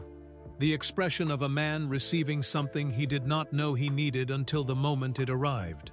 "He sounds like he was something," Shaq said. "He was everything," Delphine said, simply, without reach. "I'm glad he got to see it," Shaq said. "The championships. I'm glad he was watching." She looked at him. He would have said you left everything on the floor every single night. He would have said, "That's the only way to play, and the only way to live." "Your father and my mother would have gotten along," Shaq said. Delphine smiled then. A full one. The first full one of the afternoon, and it changed the quality of the air in the booth the way a full smile from someone who doesn't give them easily always changes the quality of the air.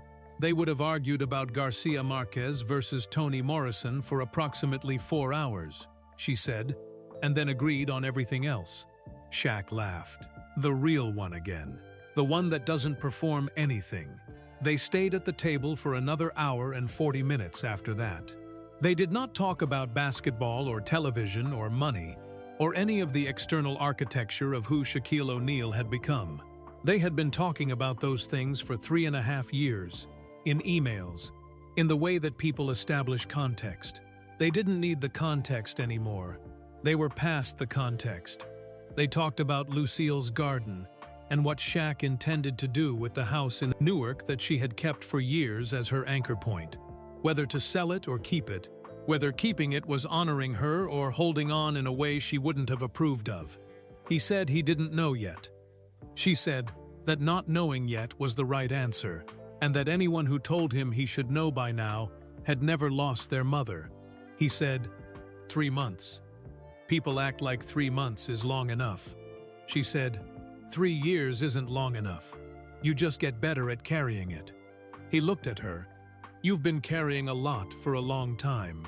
So have you, she said. You just had more rooms to put it in. He considered that. Is that a criticism? No, she said. It's an observation. You built something extraordinary, Shaquille. I don't think the thing underneath it made it less real. I think it might have made it more real. Pain that goes somewhere is still pain.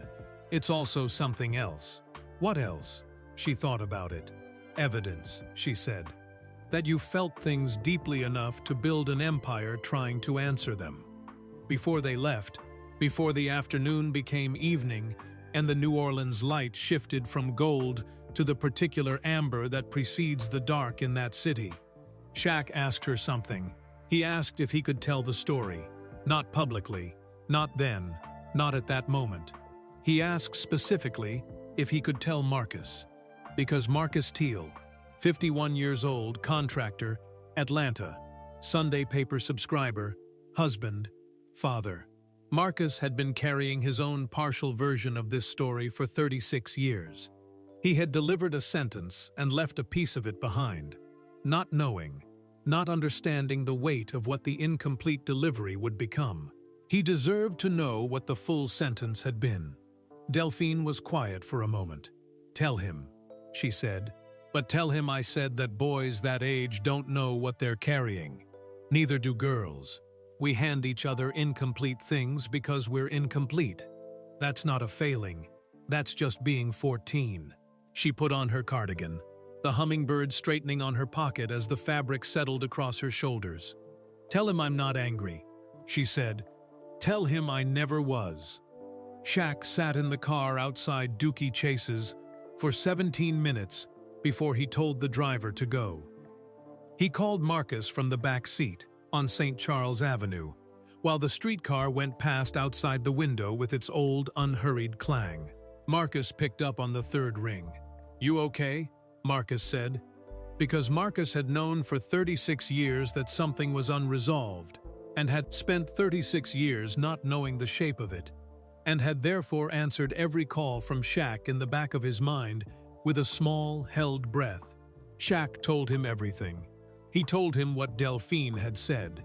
He told him the full sentence, the one Marcus had delivered incomplete on a Tuesday afternoon in a Newark cafeteria in 1988, because he was 14 and didn't know how to carry all of it.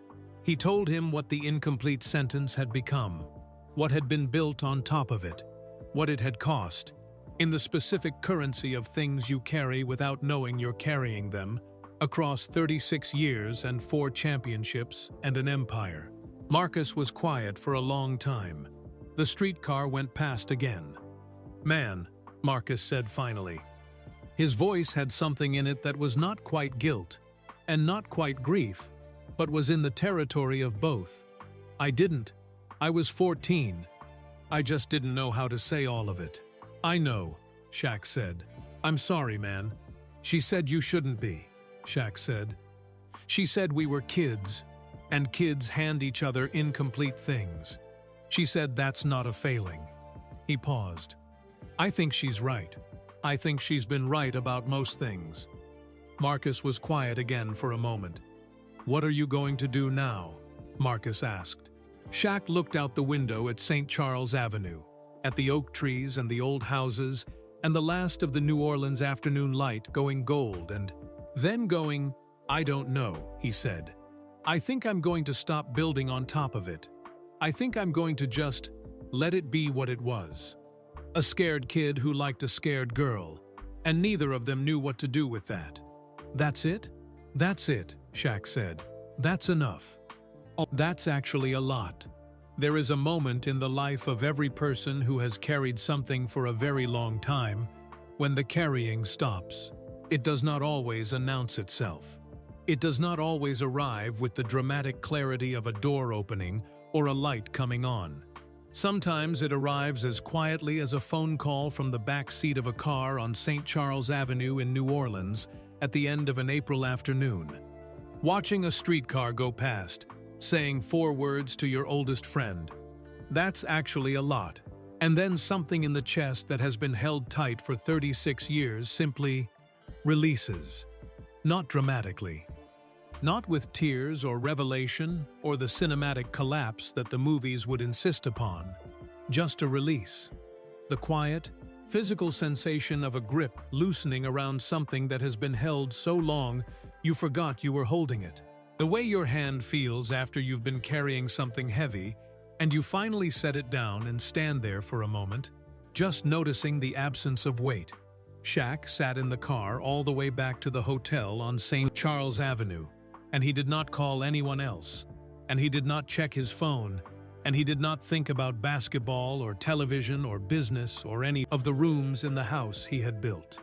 He watched New Orleans go past the window, the old houses with their iron lacework balconies, the live oak trees with their impossible canopies, the way the city moves at the pace of a place that has been through enough to know that hurrying rarely saves you.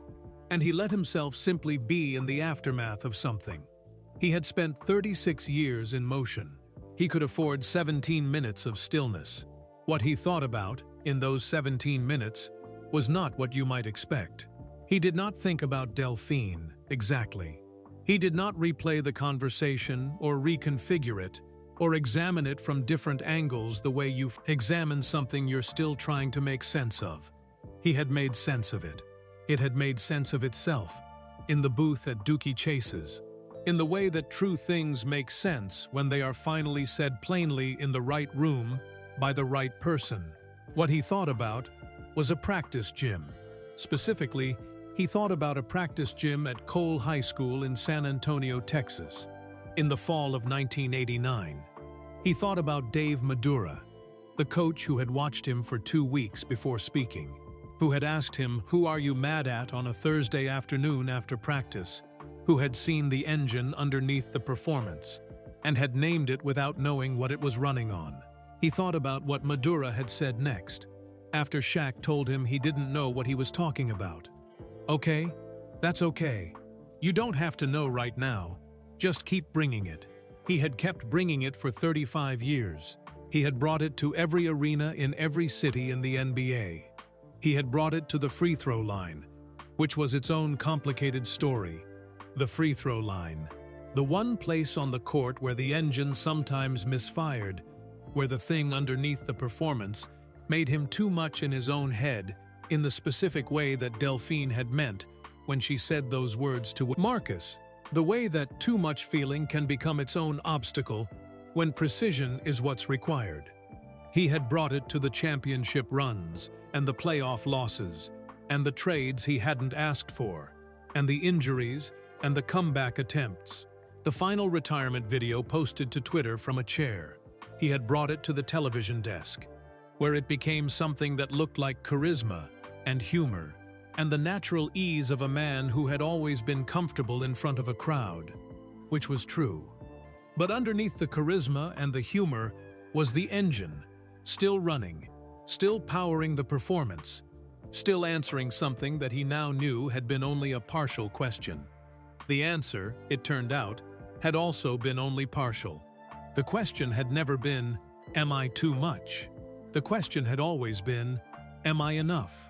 And the answer, which had been sitting in a cedar box on a teenager's dresser in Newark, New Jersey, in the form of a note written in careful handwriting, for 2 years before a move in 1990 made it disappear forever, the answer had always been yes. He had just not received it. He ate dinner alone in his hotel room that night.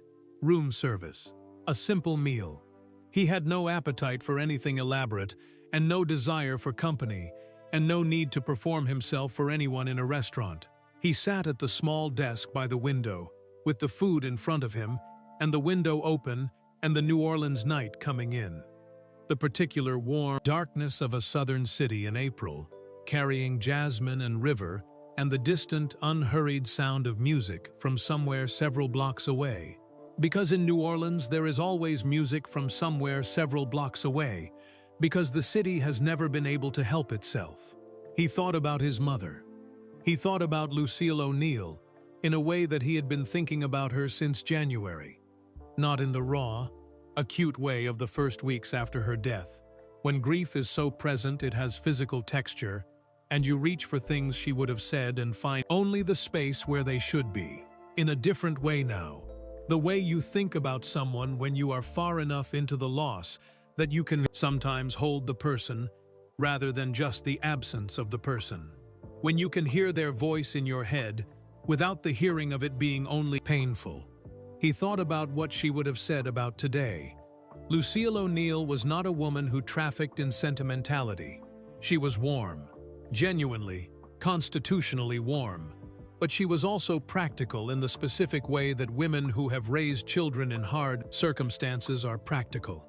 She did not encourage her son to dwell on things. She encouraged him to understand them, and then move. Understanding without movement was just another word for stuck, and Lucille O'Neill had not raised her son to be stuck.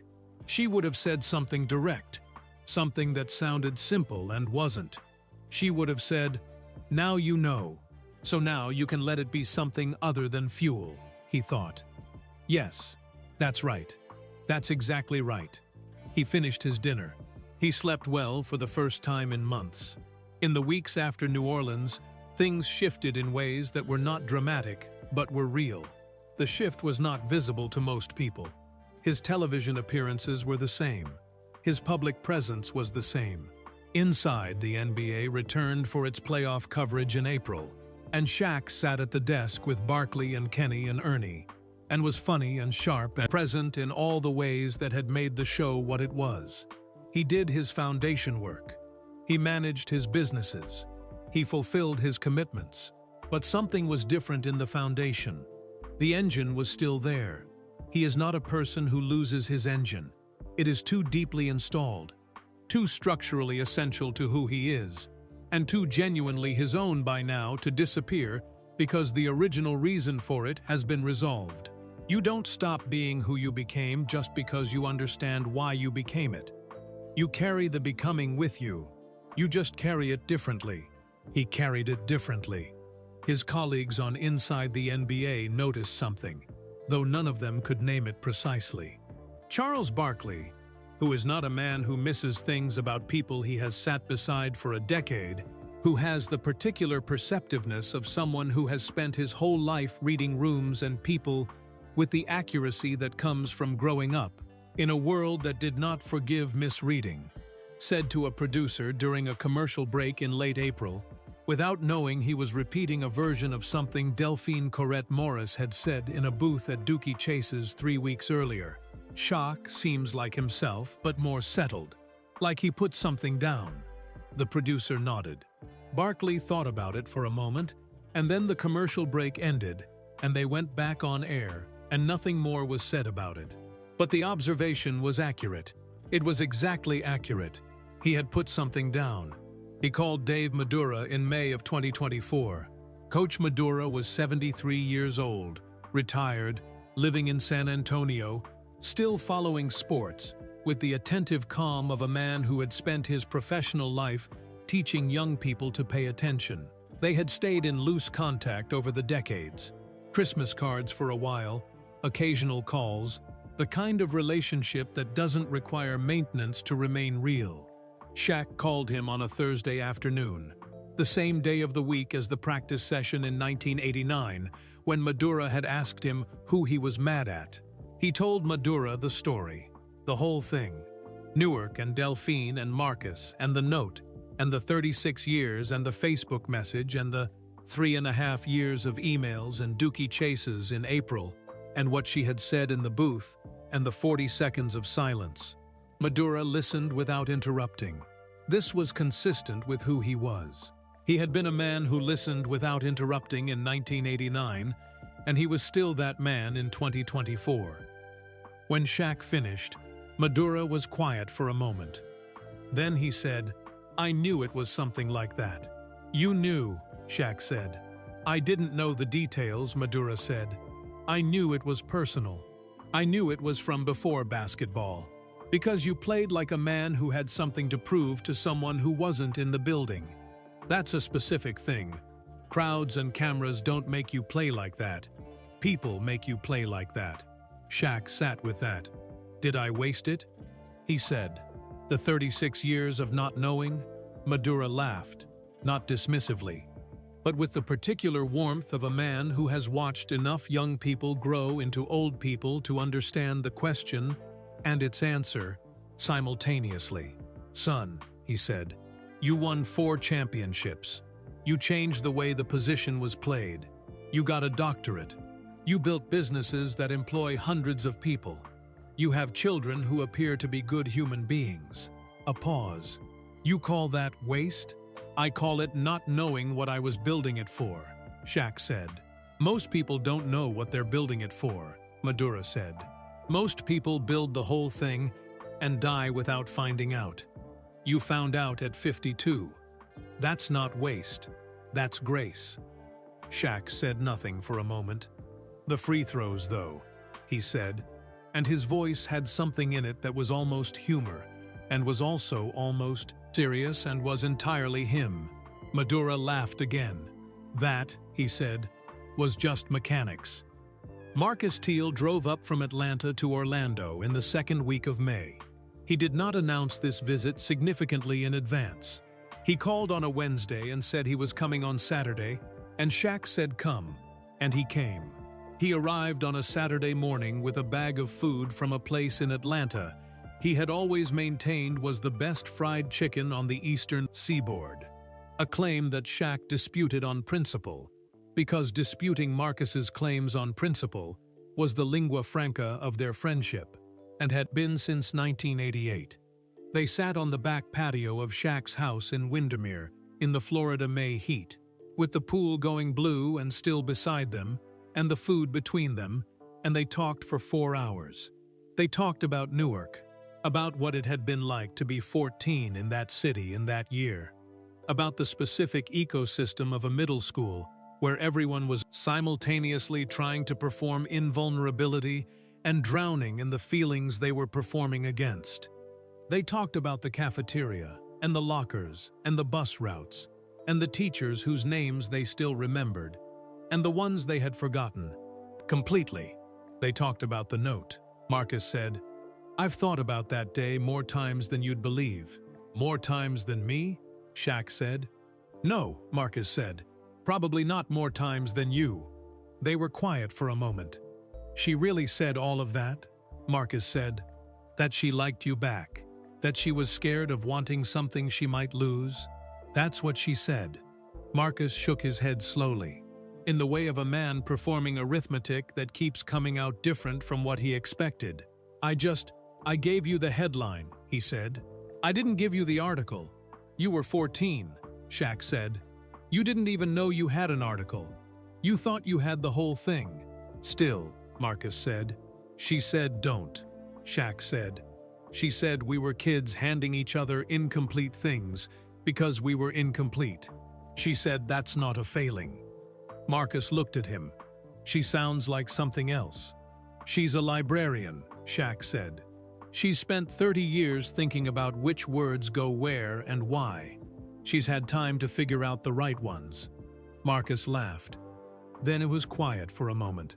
Then he said, looking out at the pool, at the still blue water in the Florida heat, "You know what I've been thinking about since you called me from New Orleans?" "What?" "I've been thinking about all the things I said to people." Marcus said, "When I was young enough that I didn't know what I was carrying. Not just that. Everything. Every message I delivered wrong. Everything I said that landed different from what was meant." He paused. "We go through our whole lives doing that, handing people pieces of things and thinking we gave them the whole thing." Shaq looked at him. "Yeah," he said, "we do that with everybody." Marcus said, "Kids, wives, parents, we give them the headline and not the article, and we walk away thinking we communicated." Shaq picked up his food. He was quiet for a moment. "Delphine would have something precise to say about that," he said. "She'd probably quote someone. Hurston or Baldwin, or someone she's been reading since she was 15 and her father was sick, and she was making red beans and rice on Tuesdays. What would she say?" Shaq thought about it. He thought about their emails, about 400 hours of correspondence across 3.5 years, about the woman who had told him that he had confused winning with recognition, and that Zora Neale Hurston was not writing a game, about the woman who had said that real people are usually both different from what you expected and exactly what you expected, about the woman who had sat across from him in a booth at Dookie Chase's and delivered a 36-year-old sentence with the steadiness of someone who had been preparing for the delivery for a very long time and was not afraid of what came after. "She'd say that language is the most dangerous thing we give to children," Shaq said slowly, "because they'll use it before they understand it. And the damage isn't always from the lie. Sometimes it's from the incomplete truth." Marcus nodded. They sat with that for a while. The pool went on being blue and still beside them. The Florida heat pressed down. In June of 2024, Camille Morris, 17 years old, Delphine's daughter, the girl with her mother's cheekbones and a louder energy and a future in environmental law forming itself in her mind, with increasing clarity, received an email from the Shaquille O'Neal Foundation. The email was informational. It outlined a mentorship and networking program the foundation was running in partnership with 3 historically Black universities, specifically for students pursuing law, public policy, and environmental studies. It listed contacts. It listed deadlines. It listed resources. At the bottom, in the signature block, was a personal note. 4 lines. "Your mother told me you want to change the way we treat the earth. That's the right thing to want. The people on this list will help you figure out how. Don't hesitate to use them. That's what they're there for. S." Delphine found out about the email when Camille came downstairs holding her phone and showed it to her without saying anything, which was Camille's way of saying everything. Delphine read it once. She put the phone down on the kitchen counter. She went to the window and stood there for a moment, looking out at the Wequahic neighborhood, at the street where she had grown up, where Gustave had kept Garcia Marquez in his work locker, and Yvette had altered the hem of a white graduation dress, and Darnell had learned to ride a bike in the strip of concrete beside the building. She thought about a cedar box on a dresser. She thought about a note in careful handwriting. She thought about a sentence she had spoken to a 14-year-old boy through a friend who had not been built yet to carry it whole. She thought about 36 years and what they had made of 2 scared kids who hadn't known what to do with the fact that they were not alone in what they were feeling. She thought about her father at his dock workers' table, reading Garcia Marquez on his lunch break, underlining things in pencil, believing that certain sentences deserved to be marked because they said something the world needed remembered. She picked up her phone. She typed a message to Shaq. Short, 11 words, the same length as his first message to her, though she did not count them while typing. She just wrote what she meant, the first time, the way she always did. She cried for 20 minutes. I told her that was appropriate. He replied in less than a minute. 3 words. Good. She should. She put the phone in her cardigan pocket, beside the hummingbird. She went back to the kitchen counter. She made coffee. Outside, the Weequahic neighborhood went on being itself, the street where she had grown up, where she still lived, where she had raised her daughter alone and rebuilt a library from nothing, and kept her father's memory in the particular way that children of remarkable parents keep that memory, which is by trying, every day, to be as real as they were. She was. She absolutely was. Here is the thing about endings that nobody tells you. They are rarely endings. What we call endings are mostly just the moments when the loudest part of a story stops making noise, when the climax has passed and the revelation has landed, and the 40 seconds of silence have elapsed, and the hand has come down from the face, and the true thing has been said in the right room, at the right time. We call that an ending because it feels complete, because it has the shape of completion. But the people inside the story do not get to stop. They pick up their cardigans. They get in their cars. They call their oldest friends from the back seat on St. Charles Avenue. They go home to their neighborhoods and their daughters and their school libraries and their foundation work and their television desks and their cool blue Florida mornings. They make coffee. They answer emails. They show up. That is not the epilogue of a story. That is the story continuing, as stories do, without the benefit of a camera or a narrator or an audience to validate the continuation. That is just life, which is the most ordinary thing and the most extraordinary thing and the only thing any of us actually have. This is what came after.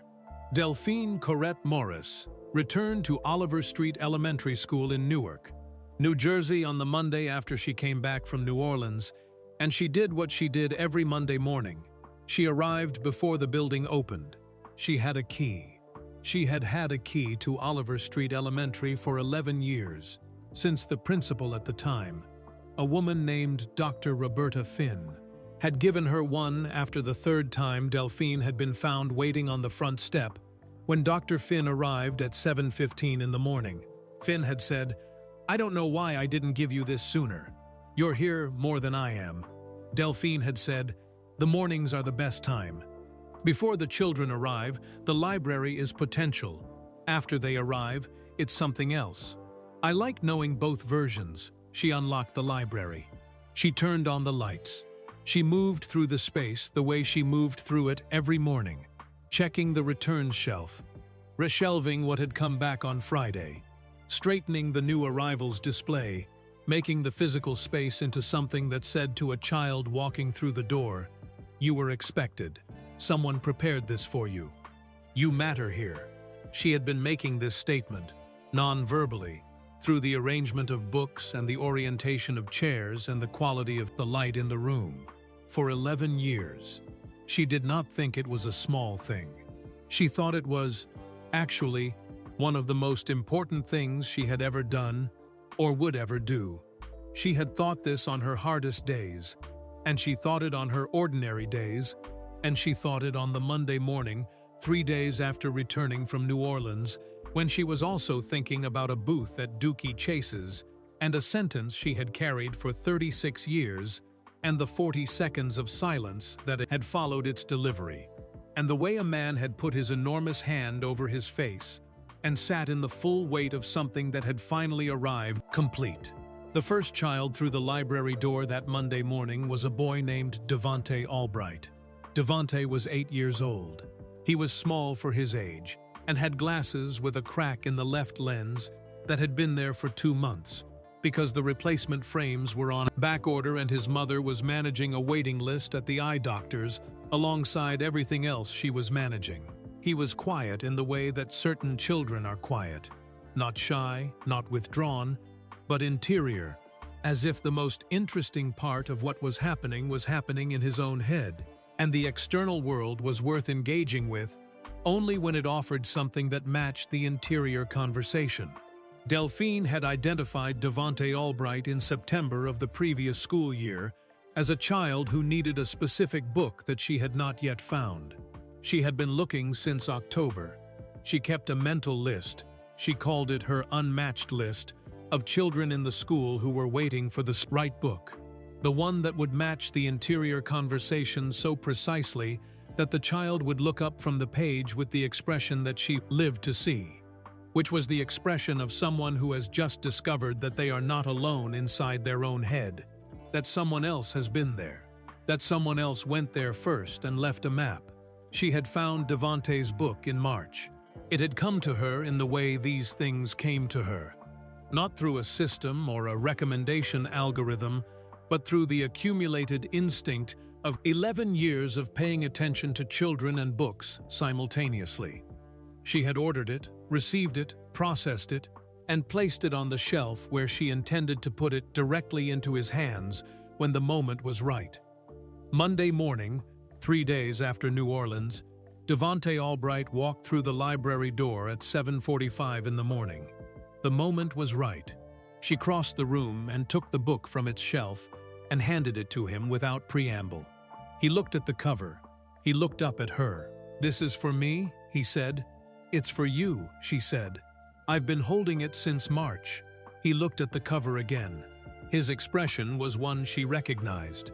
The expression of a child who has been handed something by an adult and is trying to determine whether to believe that the adult really means it, really chose it for him specifically, really saw him specifically rather than just reaching for the nearest available book. Children on the unmatched list had usually been handed the nearest available book enough times to have developed a reasonable skepticism. "How did you know I'd like it?" he said. "I've been watching what you read," she said. "I've been watching what you look for, and what you put back, and what you hold for a moment, before you put it back. This one," she tapped the cover gently, "you won't put back." He looked at her for another moment. Then he took the book to his favorite chair, the one in the corner by the window that children fought over during library period and that Devante had priority access to in the mornings because he was always here first, and he sat down and he opened it. She watched him read the first page. She watched the expression on his face change. She turned back to the returns shelf and kept working. This was the thing. This was the entire thing. This was what she had been doing for 11 years, and what she would keep doing, and what no budget cut or rezoning or grief, or 36 years of an incomplete sentence or one afternoon in a restaurant in New Orleans would change about who she was and what she was for. She absolutely was. Shaquille O'Neal went back to work. The NBA playoffs were underway in April and May of 2024, and inside the NBA was in its full operational intensity.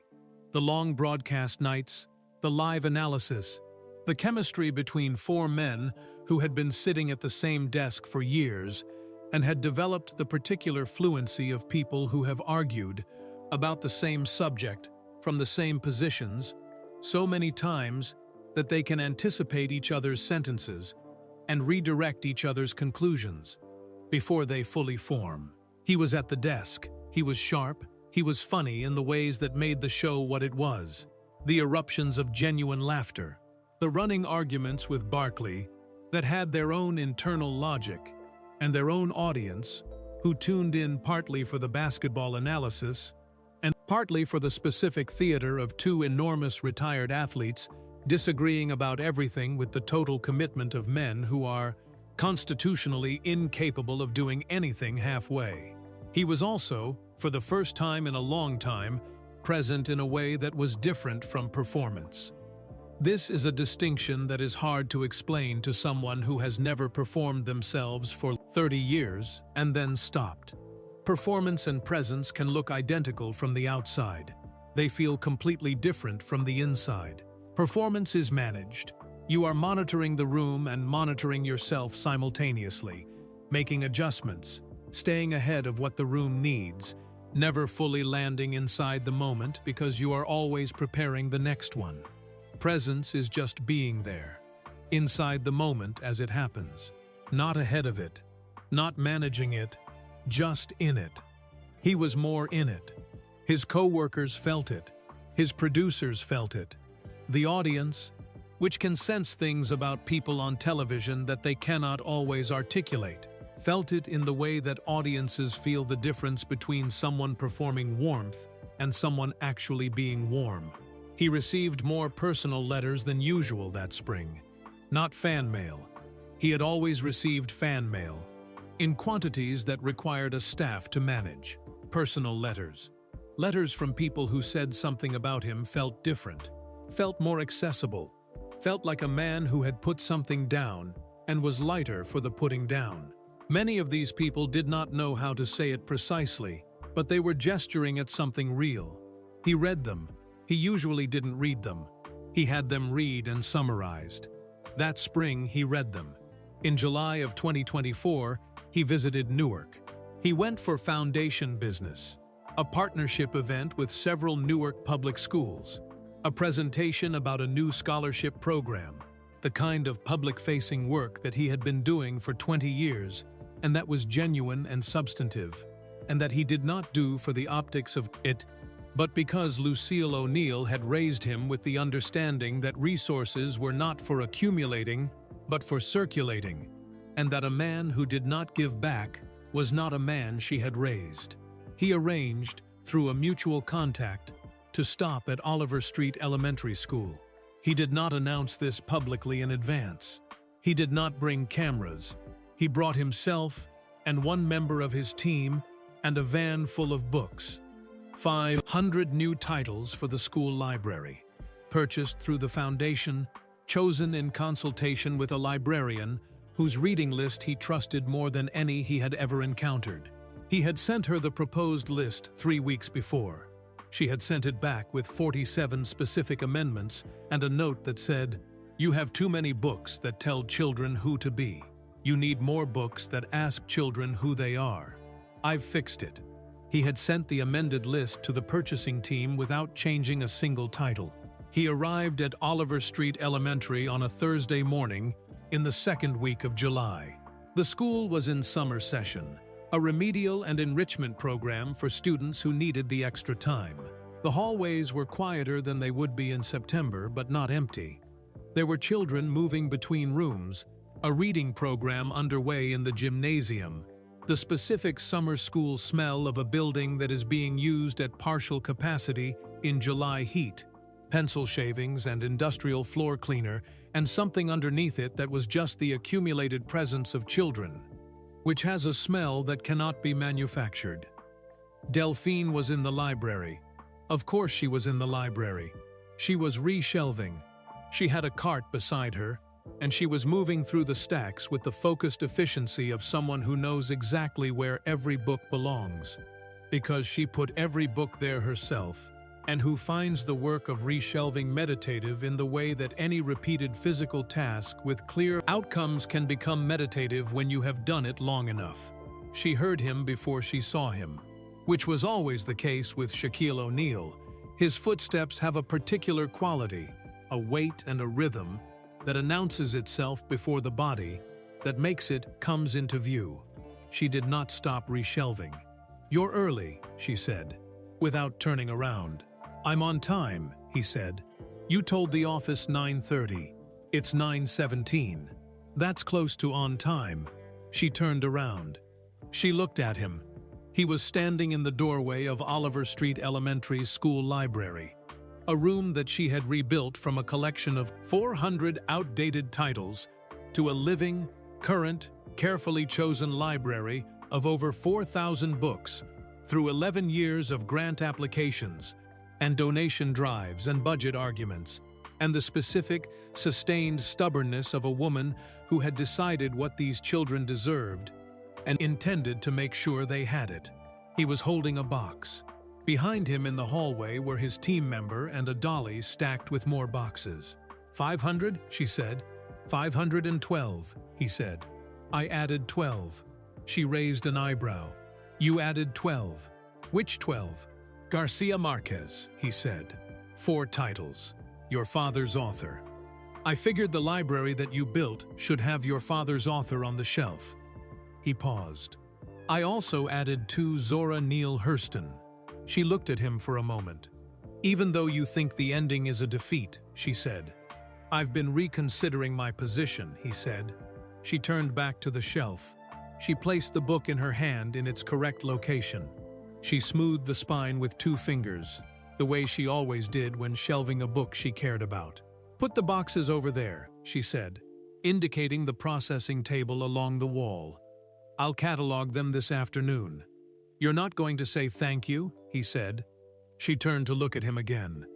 Her expression was the expression of a woman who has spent 11 years doing important work in a room that was chronically underfunded and undervalued, and who has learned, through experience, that gratitude flows most naturally toward the source of the persistent effort, rather than toward a single large gesture, however genuine. "I say thank you to the people who show up every day," she said. "I say thank you to the city council member who actually returned my calls about the budget. I say thank you to the woman at the Parent-Teacher Association who spent 3 Saturdays helping me cover textbooks in contact paper." She paused, not unkindly, but precisely. "What I say to you is, the children will love these, and your father's author will be very well read in this library, because I know exactly which children to put him in front of." He set down the box he was carrying. He looked around the room, at the 4,000 books on the shelves she had built, at the artwork on the walls that she had selected and framed herself, at the chairs arranged to invite reading rather than to fill space, at the corner by the window with the good light, where a small boy named Devonte Albright had been sitting since 7:45 in the morning and had not looked up once. He looked at Devonte Albright. Devonte Albright was entirely inside the book. Shaq looked at this for a long moment. He looked at the book, and the boy, and the chair, and the corner, and the light, and the room that this woman had built for children who had not asked to be in a school with an underfunded library but who had ended up, because of her, in a school with something extraordinary. He looked back at Delphine. She was already back at the cart, already reshelving, already in the next task, the next book, the next precisely considered placement in the architecture of a room she had built to tell children they were expected and they mattered, and someone had prepared this for them before they arrived. He had spent 36 years building an empire on a foundation he hadn't understood. She had spent 36 years building a library. Both of them, he thought, had done exactly what they needed to do with the specific material available to them. Both of them had built something real. Both of them had built something that outlasted the moment that had started it.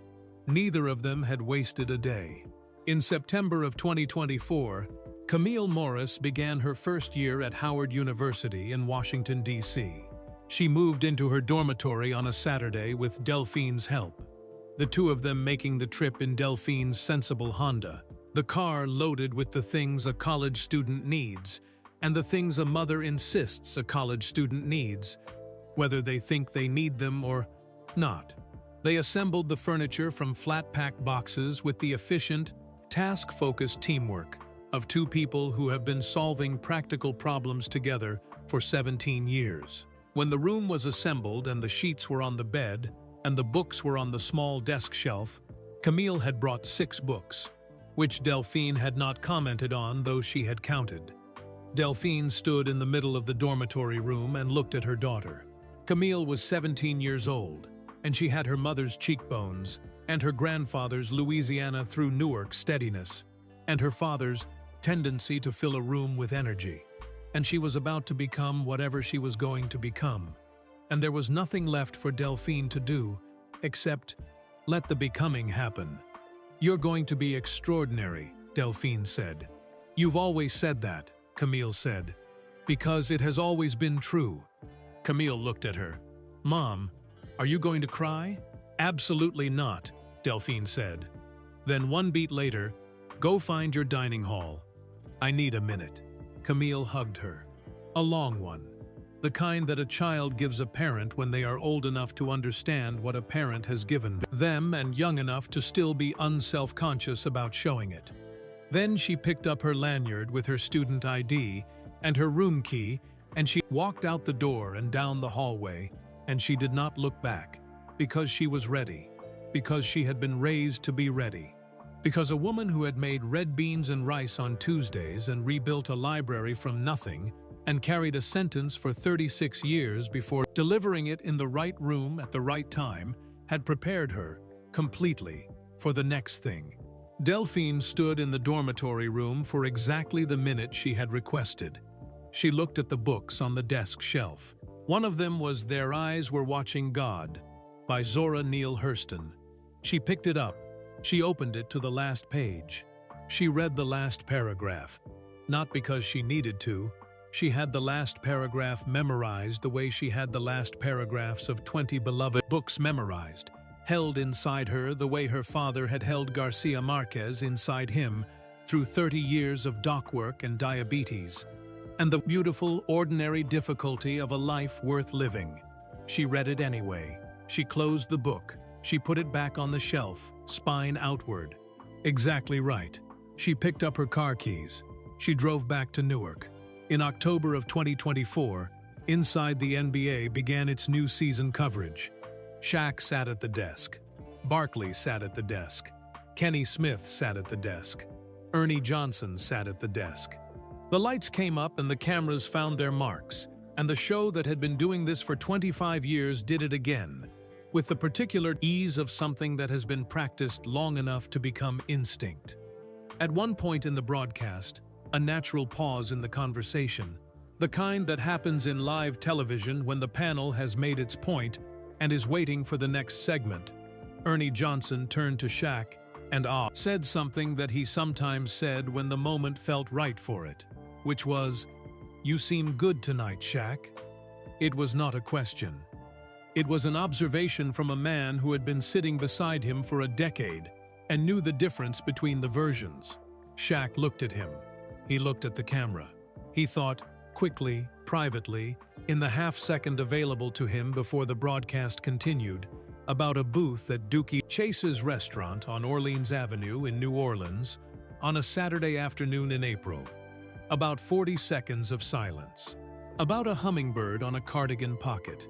About red beans and rice and Garcia Marquez, and a note in careful handwriting, and 2 words on a phone, green. "I know. Yeah," he said. "I'm good." And he was. He was not good in the way of a man who has resolved everything. Because nothing resolves completely, and no one who tells you otherwise is being straight with you.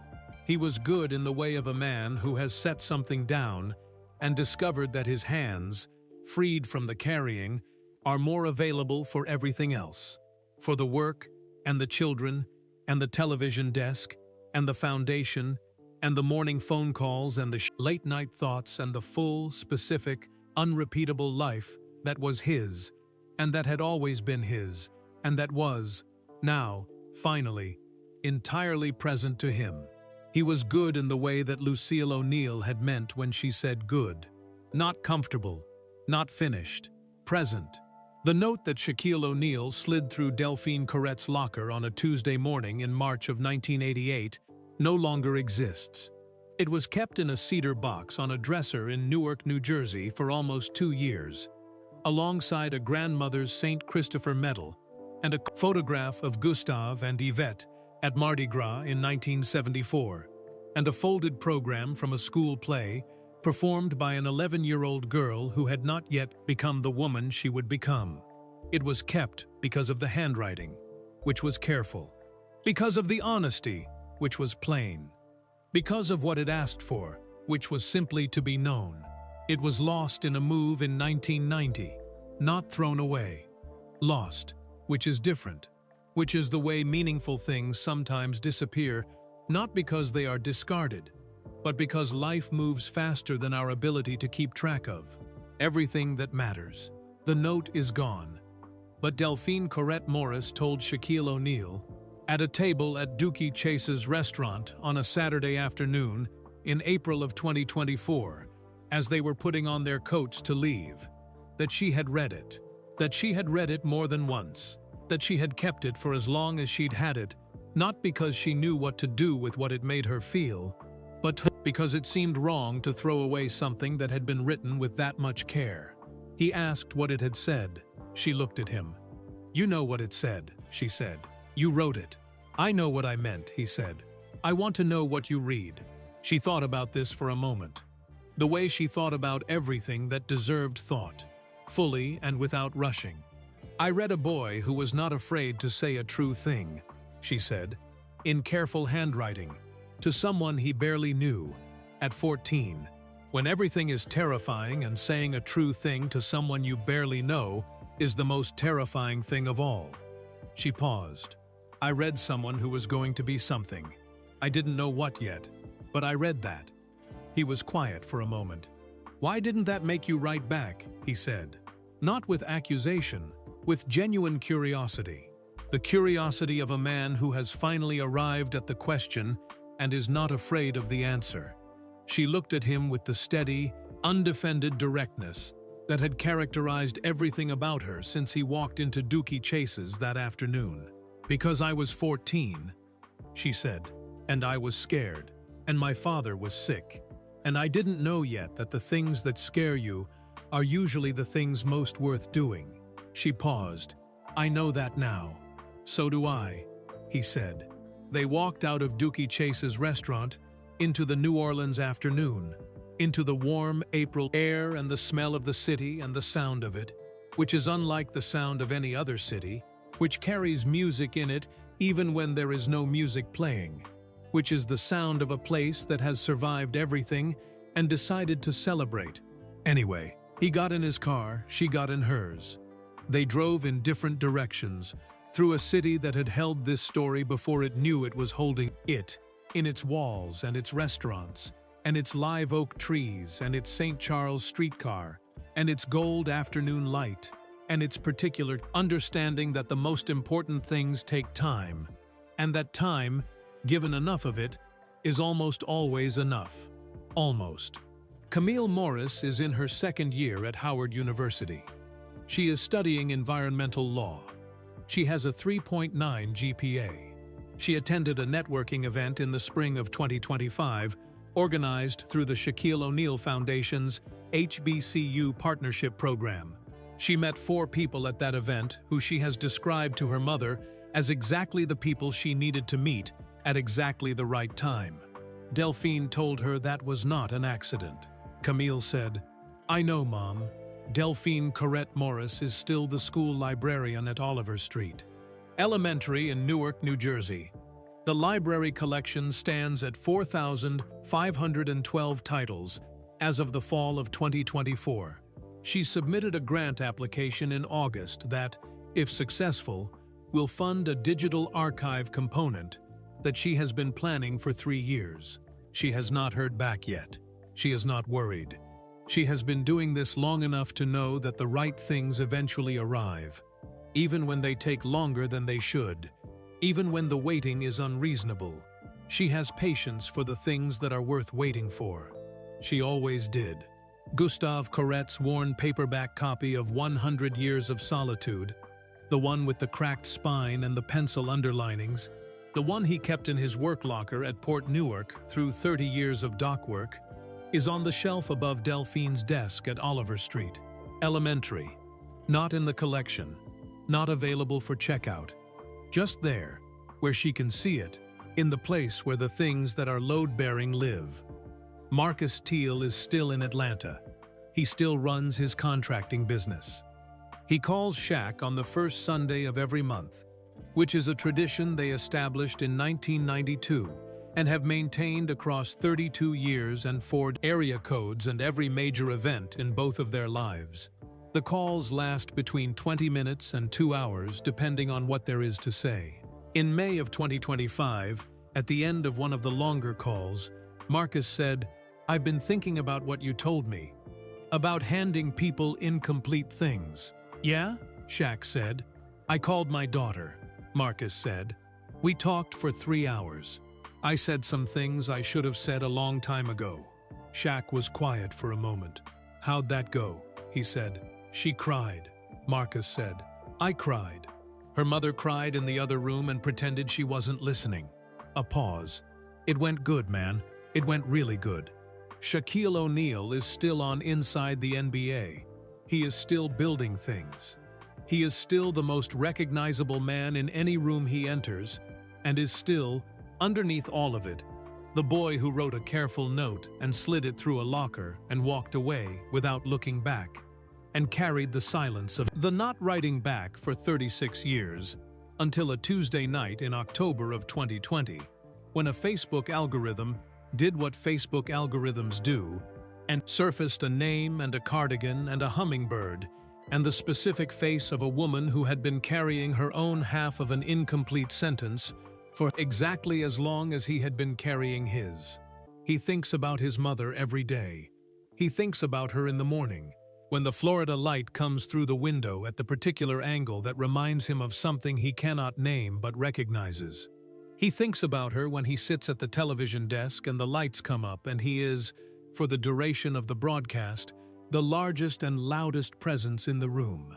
He thinks about her when he signs documents for the foundation, and when he calls his children, and when he eats red beans and rice on Tuesdays, which he has started doing, not because anyone asked him to, but because it seems right, because food is one of the ways that the people we have lost remain available to us. He thinks about what she would say about all of it. He thinks she would say, "You were always enough. I told you that. You just had to hear it from someone else to believe it." He thinks she would be right. She was almost always right. She was, in the specific way of the best mothers, the North Star, the fixed point that everything else organized itself around, that told you where you were when you were lost. That was so constant that you stopped noticing it was there until the night it wasn't, and you looked up and found only sky. He looked up. He found only sky. And then, slowly, with the patience of a man who had learned patience late, but had learned it completely, he found the other stars. They were always there. He just needed to stop building long enough to look. And that is the story of two kids from Newark who handed each other an incomplete sentence and spent 36 years building entire lives on top of it. Before you go, drop a comment right now and tell us where you are watching from. It could be a small town nobody has heard of, or a big city on the other side of the world. We read every single one, and we love knowing where this community comes from. If this story moved you even a little, if it made you think about something you are carrying, or someone you never wrote back to, or a sentence that was never finished, hit that like button right now.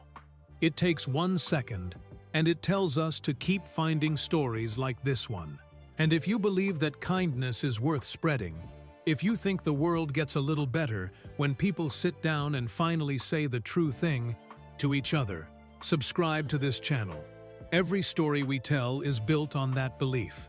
Every single one. There is a video on your screen right now. Click it. We picked it for you, and we think you are going to love it. We will see you there.